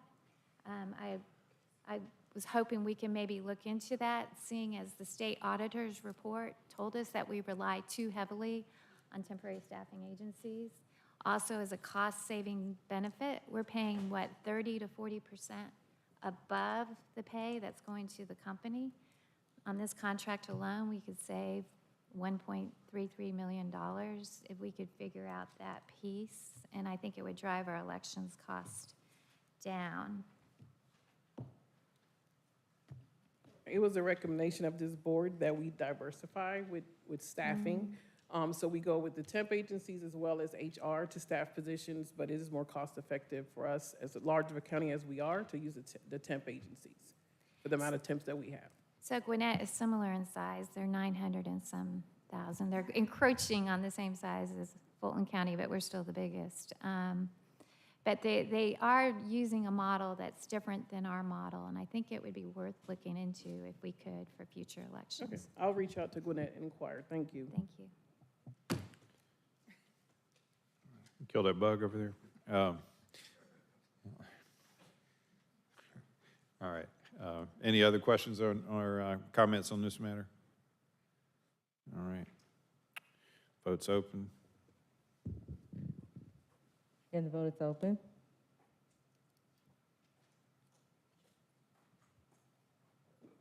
And the motion passes, 4 yeas, 0 nays.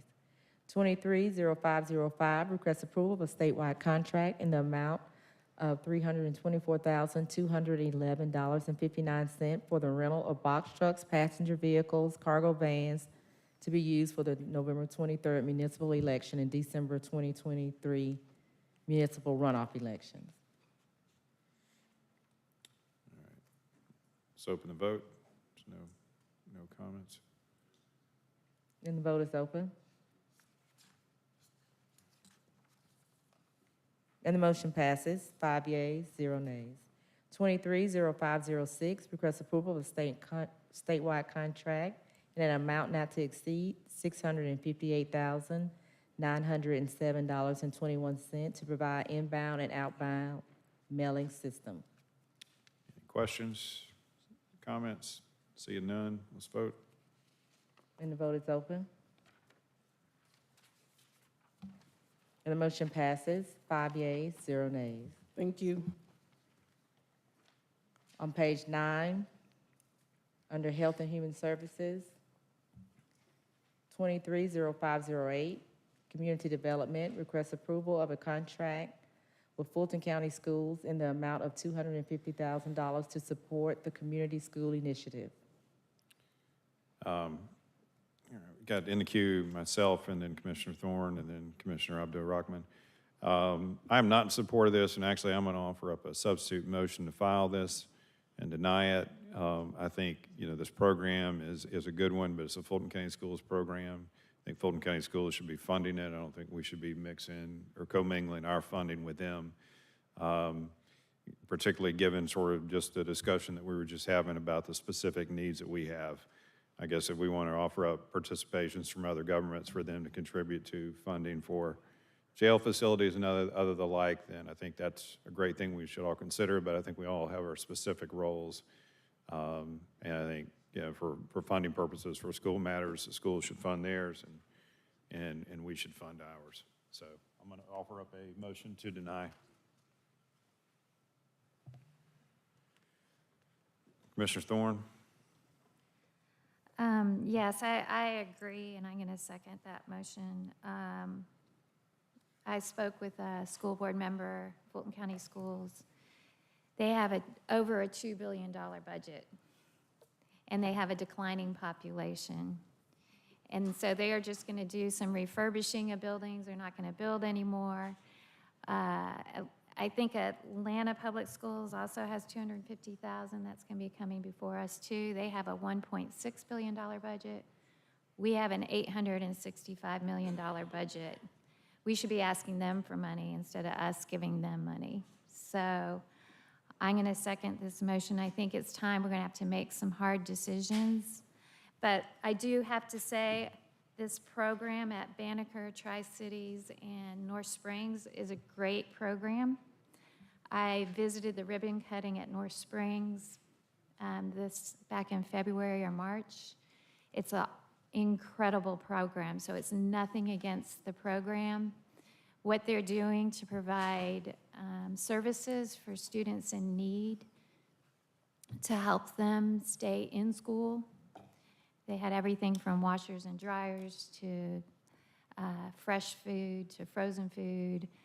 They had counseling services provided. It's the LINKS program in North Spring. It is a very, very good program. I fully support the program. I just believe the schools need to fund the program with their budget that's more than double our size. Commissioner Abdul-Rahman? Thank you, Vice Chair. I need for the county manager, or maybe more or less Dr. Rochelle, if we don't do this, the reason why I'm very familiar with the safe centers in South Fulton, and having toured it, having talked to the parents, having talked to those individuals over there who, in my opinion, if we don't have it, it could have detrimental effects. And so I just want to make sure that we're talking about the same program. And if we don't do it, because the program that I saw and I toured, and I was actually over there when they did the ribbon cutting, it allowed students to be able to wash clothes. It allowed students to come in and get food to take home. It even allowed, staff, to come in with certain needs. And I'm torn, Vice Chair, I hear what you're saying, but I'm torn in that if we don't do it, are we exacerbating or taking a problem that is prevalent in our schools and is a barrier to learning? So I just need you to weigh in on it, please. Thank you for the question, Commissioner Abdul-Rahman. The SAFE centers are already in existence, and so they are funded through APS, or in this case, Fulton County Schools, as it currently exists. This additional funding, of course, will allow that program to expand its services, but it is a funded program. And let me ask you this, from your experience, how has it helped, how has it served in removing the barriers of learning? So the SAFE centers do provide supplemental support. So when we think about what barriers to learning can be, it often is not necessarily connected to the lack of attending school or not having resources for class. It's often related to the home environment and lack of access to other things that just make the quality of life better. And so recognizing that, the school system has put this center in place to address all of those other non-educational needs that can have a negative impact on education. And so that is the purpose of the centers. They do definitely provide in the schools and communities listed in our contract that additional support to ensure that the children and families have that extra support that they need so that they can be more effective for themselves in the classroom setting. Yeah, I haven't seen it myself, haven't seen it myself. Even a couple of the students who had an opportunity to tell me that they received, supplemental support, it would be so hard for me to pull funding from this. I'm thinking about one of the students who told me that they were living with their grandparent, and the grandparent, for whatever reason, hadn't received their Social Security check. But the grandparent really wasn't able to navigate to be able to get food in the house. And they brought the food home. I mean, this was a 10th grader. So I really think that we need to have this. Having seen the critical need and seeing how in Commissioner Arrington, now Commissioner Arrington's district, used to be my district, and just seeing how the need is there and it's not enough funding, I would hope we would support it. Thank you, Dr. Rochelle. Thank you, Commissioner. Commissioner Arrington?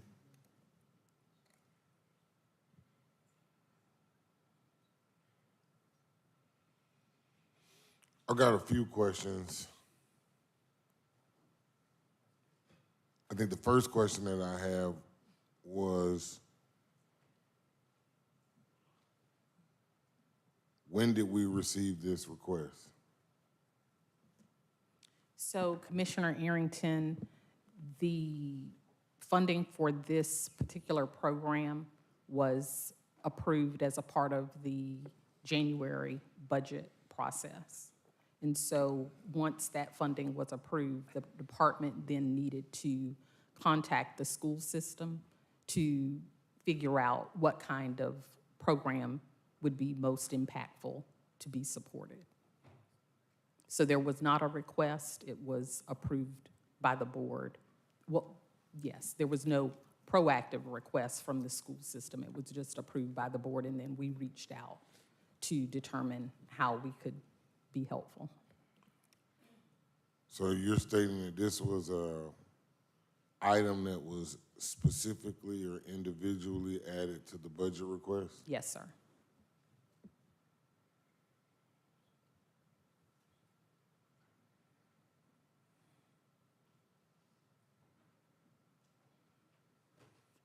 So I was ready to support the denial of this, but that's why I asked when did we approve this? And so, given our current financial constraints, I think everything Commissioner Ellis said is spot on. However, I think it puts us in a bad light if we voted to add this to the budget, contacted the people, told them that we added this to the budget, and they have now included that in their plans, right? You know, like, if this was a request that came in last week and they said, oh, we need 250, then I would say, hey, we're out of it.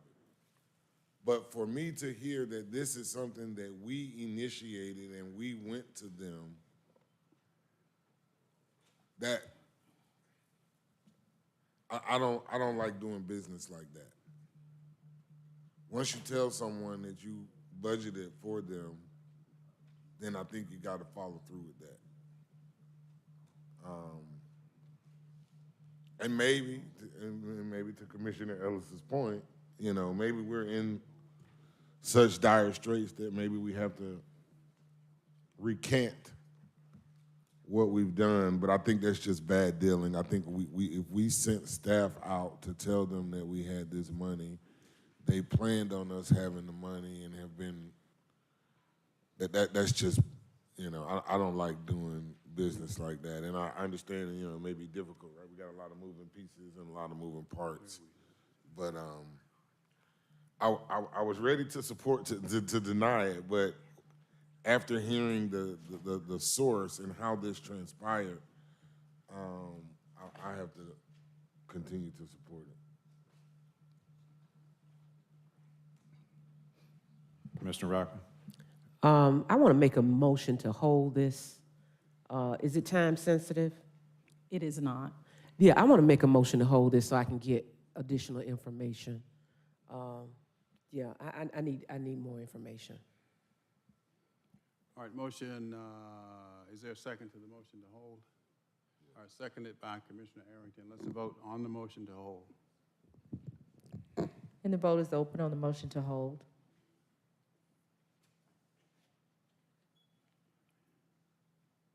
And the motion passes, 5 yeas, 0 nays.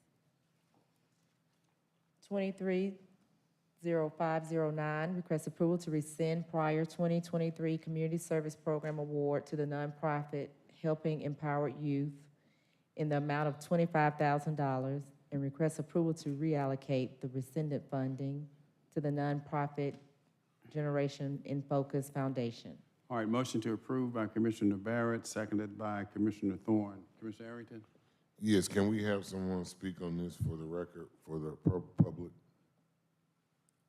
Yes, sir.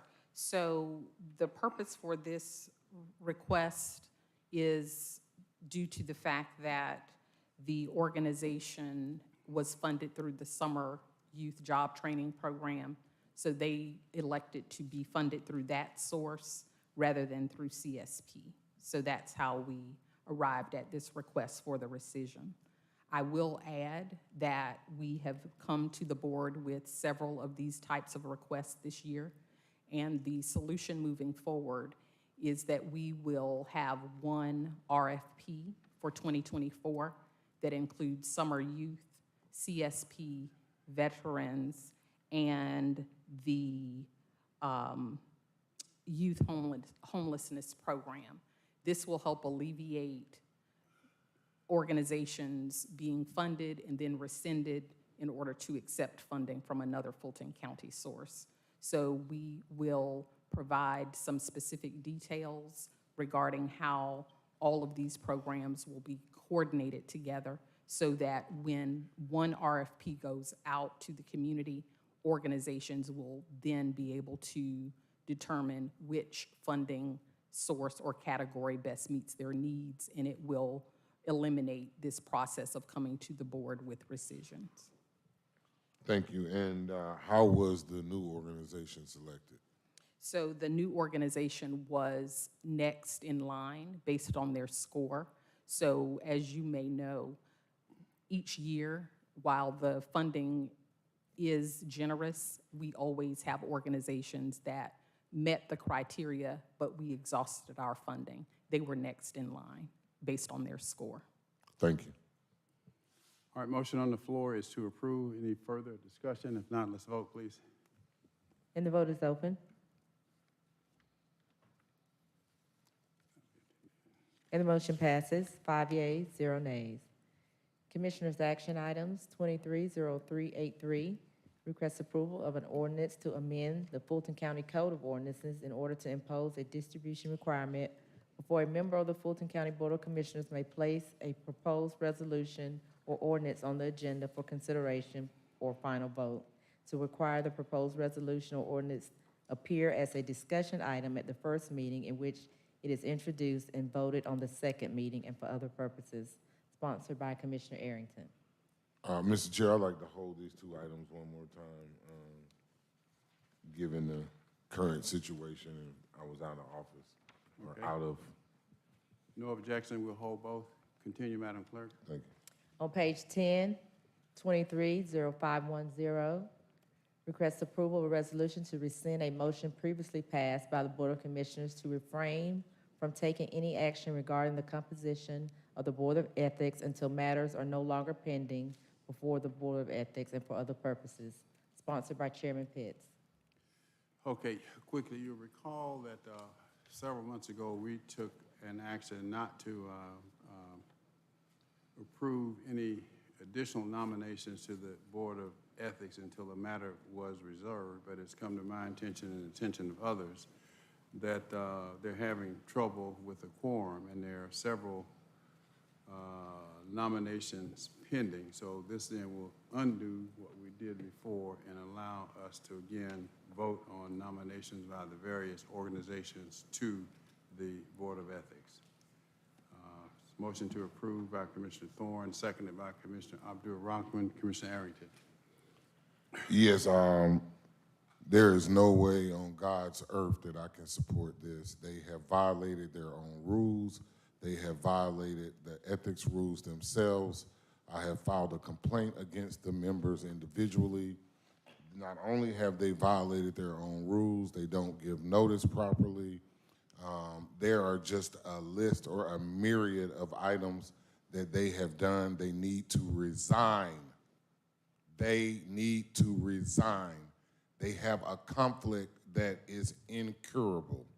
There is no way for them to resolve the conflict. They need to resign. None of the reasons that we voted for, when we voted for this to not take action on them, nothing has changed. Nothing has changed since that time. They still did all of the same things that they did wrong. All of them. In fact, they've done more. They've doubled and tripled down on the number of things that they've done wrong since that time. They need to resign. Commissioner Barrett. Just a couple questions, Mr. Chairman. And this is just because I'm not as read in on all of the issues on this as everybody else, I guess, just in that I wasn't here for a lot of it. But just for my own understanding, how many people sit on the Board of Ethics? I think is it 9 or 7? I believe it's 7, but we have to confirm. And there is enough active members currently to have a quorum, yes? Well, depends on who you talk to. If I recall correctly, their rules and regulations provide for current members to continue to serve until such time as a replacement has been approved by this board. Mm-hmm. But that's not happening. So several of the people who are in place now are not attending meetings because they know that they're not going to be reappointed, and there are organizations that have made nominations, but because of the legislation that we approve, we can't approve them. Gate City Bar Association has a person. North Fulton Chamber has a person. Then we made a change a couple of meetings ago. Our former personnel board had a representative, but when we did away with the personnel board, we substituted that person for a person to be nominated by the South Fulton Chamber of Commerce, and that person is waiting to be approved. I don't remember the details on all of those renominations, but I feel like at least... They're being held. Yeah, that I remember, but I feel like at least one or two of them was a renomination of the same person. Was that true? Yes, ma'am. The president, the chair, the one responsible, and they must be held accountable for all of the errors And up next, I'm gonna ask the county attorney to list all the errors. That's what I'm gonna do after you finish. Commissioner Arrington, what was the nominating group for that person? Do you recall? The Gate City Bar Association. Okay. I mean, Mr. Chairman, I don't have a dog in this fight, as you like to often use that term. I really don't have a dog in this fight, but I feel like, Well, you do, because you have a vote. well, sure. I'm just paraphrasing you, my friend. But I feel like, you know, my logic here is that I'm perfectly okay with the new nomination of the group that we put in place of the Personnel Board, as an example. But you know, I think maybe the renomination of the same people seems unnecessary. So I don't know, you know, if they're still sitting there and they're still in there anyway, I don't think they necessarily need to have another term while these things are open, if that makes sense. So if there's someone who's literally not attending, and if we could maybe get that in writing, that this person is no longer, they've given up the seat, they're not there, they're not attending, I would be okay with putting someone new in one of those seats and letting these nominating bodies put someone new in. But I think this is a broad resolution that just says we can just begin to approve those things again. I guess I could, you know, vote no on them one by one. But I'm just trying to get some clarity here, because it does sort of seem to me like nothing's really changed. So we sort of made this decision before when, you know, nothing had changed, and, you know, it seems sort of still the same to me. So I'm not quite sure where I sit on this. Well, it's complicated, and I don't want to get into too much discussion about it, but I'll defer to Commissioner Arrington. Thank you, Mr. Chair. Madam County Attorney, can you please provide a list of all of the different violations that the Ethics Board has done for the benefit of the public?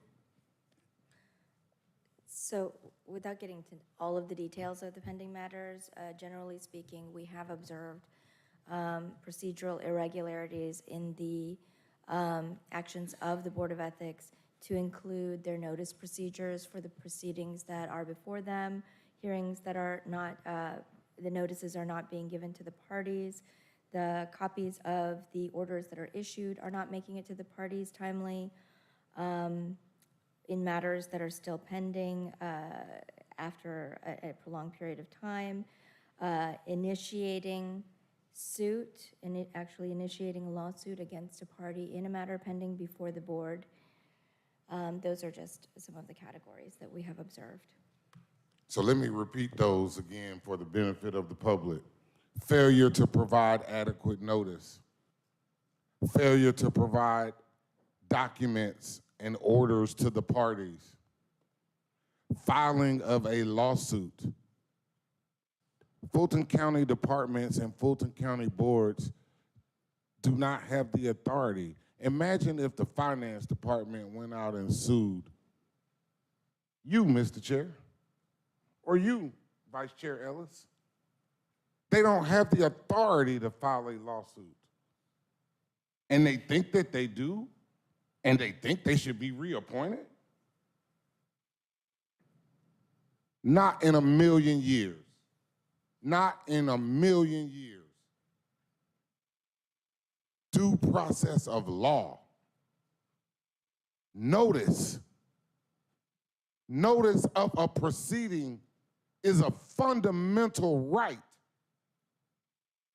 You can't have a proceeding and not provide proper notice. That deprives someone of due process of law.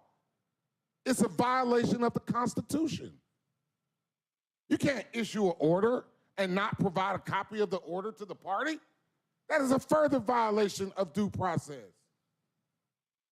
And to think that you have the authority to file a lawsuit, and when you are instructed that you do not have the authority to file a lawsuit, you continue?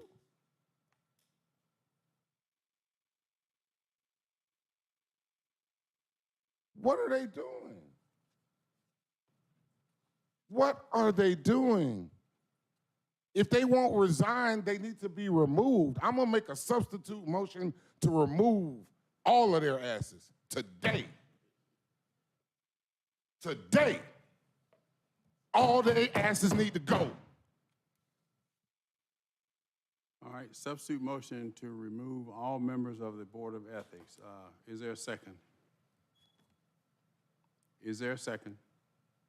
Violating the Constitution. Is there They're a second? violating their own ethical rules. They are in violation of the Fulton County Ethics Code themselves. All right, motion fails for lack of a second. Vice Chair Ellis? I'm coming in a little bit late to the party on this one. But a couple of things. Number one, we need a properly functioning Board of Ethics, right? And I think we're probably all in agreement upon that. I'm concerned about,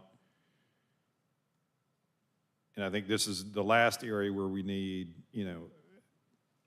dysfunction between the Board of Ethics and the Board of Commissioners. They need to be able to operate independently, but they also need to do it within the context of, what they're structured and designed to do.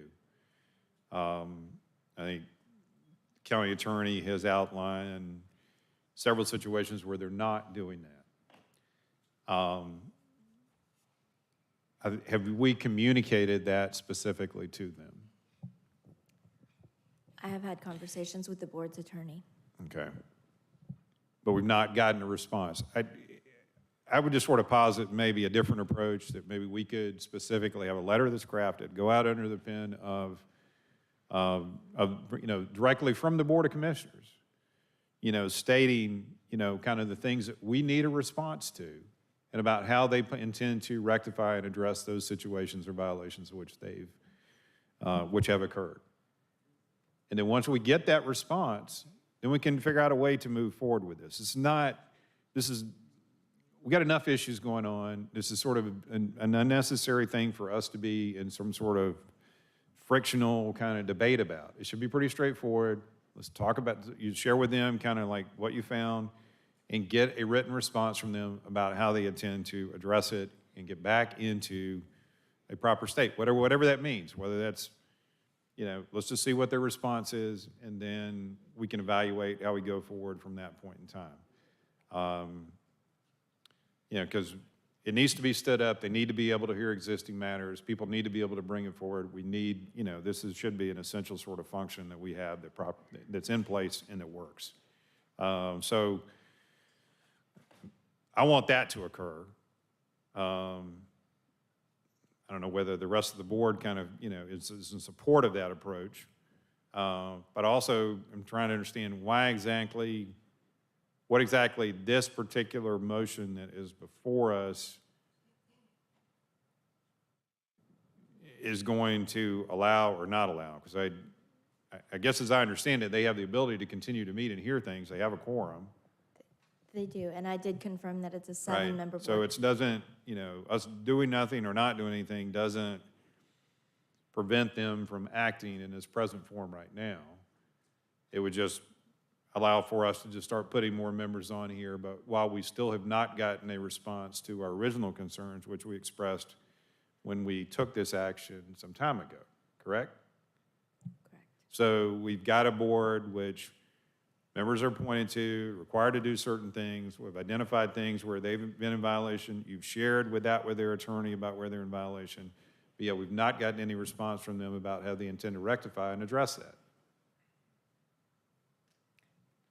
So if they want us to rescind this, then get us a response. It's not that hard. So are you offering a substitute motion to hold and pending the county attorney submitting those concerns to? You want to put words in my mouth? Yes. Okay. So is there a second for that? Second. All right, properly moved and seconded to hold and directing the county attorney to submit those concerns, and we need to have that by our next meeting. Commissioner Aaron, you want to still be heard? Absolutely. Madam County Attorney, do the members of the board have an irreconcilable conflict of interest based upon me filing an ethics complaint against them for their violations of the ethics code? It does appear to be a conflict without resolution under the current rules. a conflict without resolution. It appears to the county attorney that there is a conflict without the ability to be reconciled. The only way for them to reconcile it is for them to resign or for us to remove them. All right, the motion on the floor is to hold. Any other comments on the motion to hold? Commissioner Abdul-Rahman? All right, let's vote then on the motion to hold.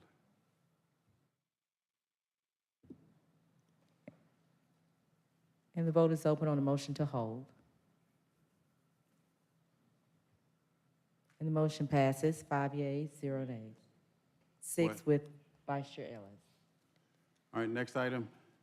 Next item was the item that moved up.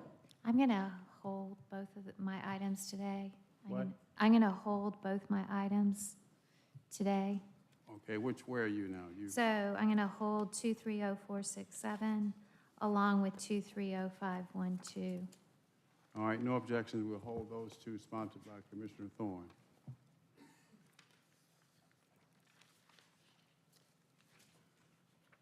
All right, Madam Clerk. Page 11, full board appointments, 230514, Department of Behavioral Health and Developmental Disabilities, Regional Advisory Council, Vice Chair Ellis has nominated Dave Eck for a full board reappointment to a term ending August 1st, 2026. All right, motion to approve by Commissioner Thorne, seconded by Commissioner Abdul-Rahman. Please vote.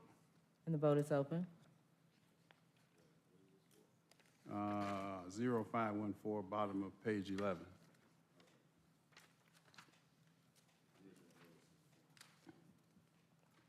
And the motion passes, 6 yeas, 0 nays.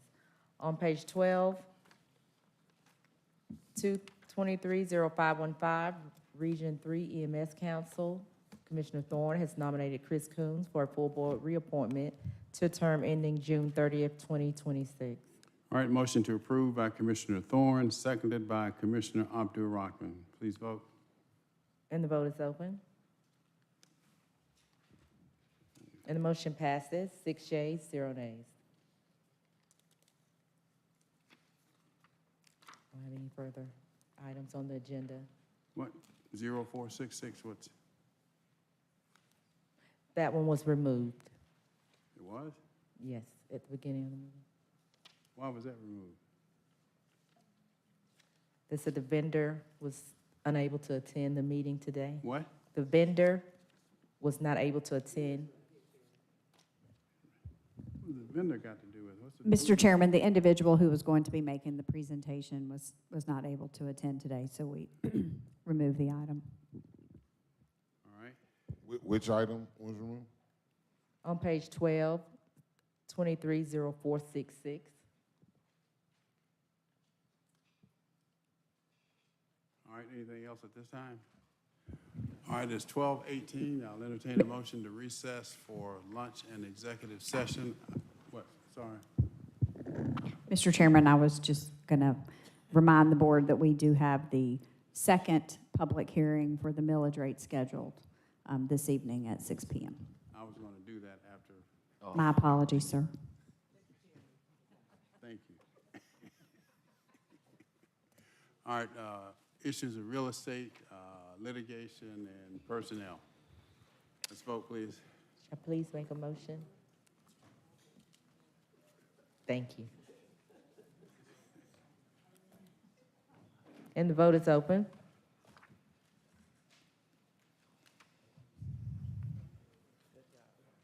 And the motion passes, 5 yeas, 0 nays.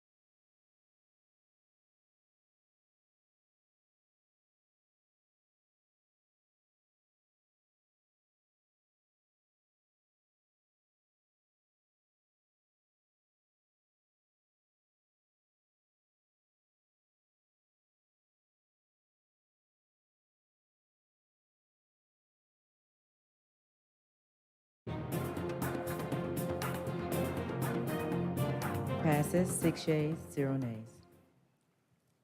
No further motions, thank you. No further items from the executive session. Madam Clerk, anything else? No further items. All right, no further matters that come before us at this time. We are adjourned. As a friendly reminder, at 6 o'clock, we will reconvene rather, for the second of 2 public hearings today, promptly at 6 o'clock. Thank you.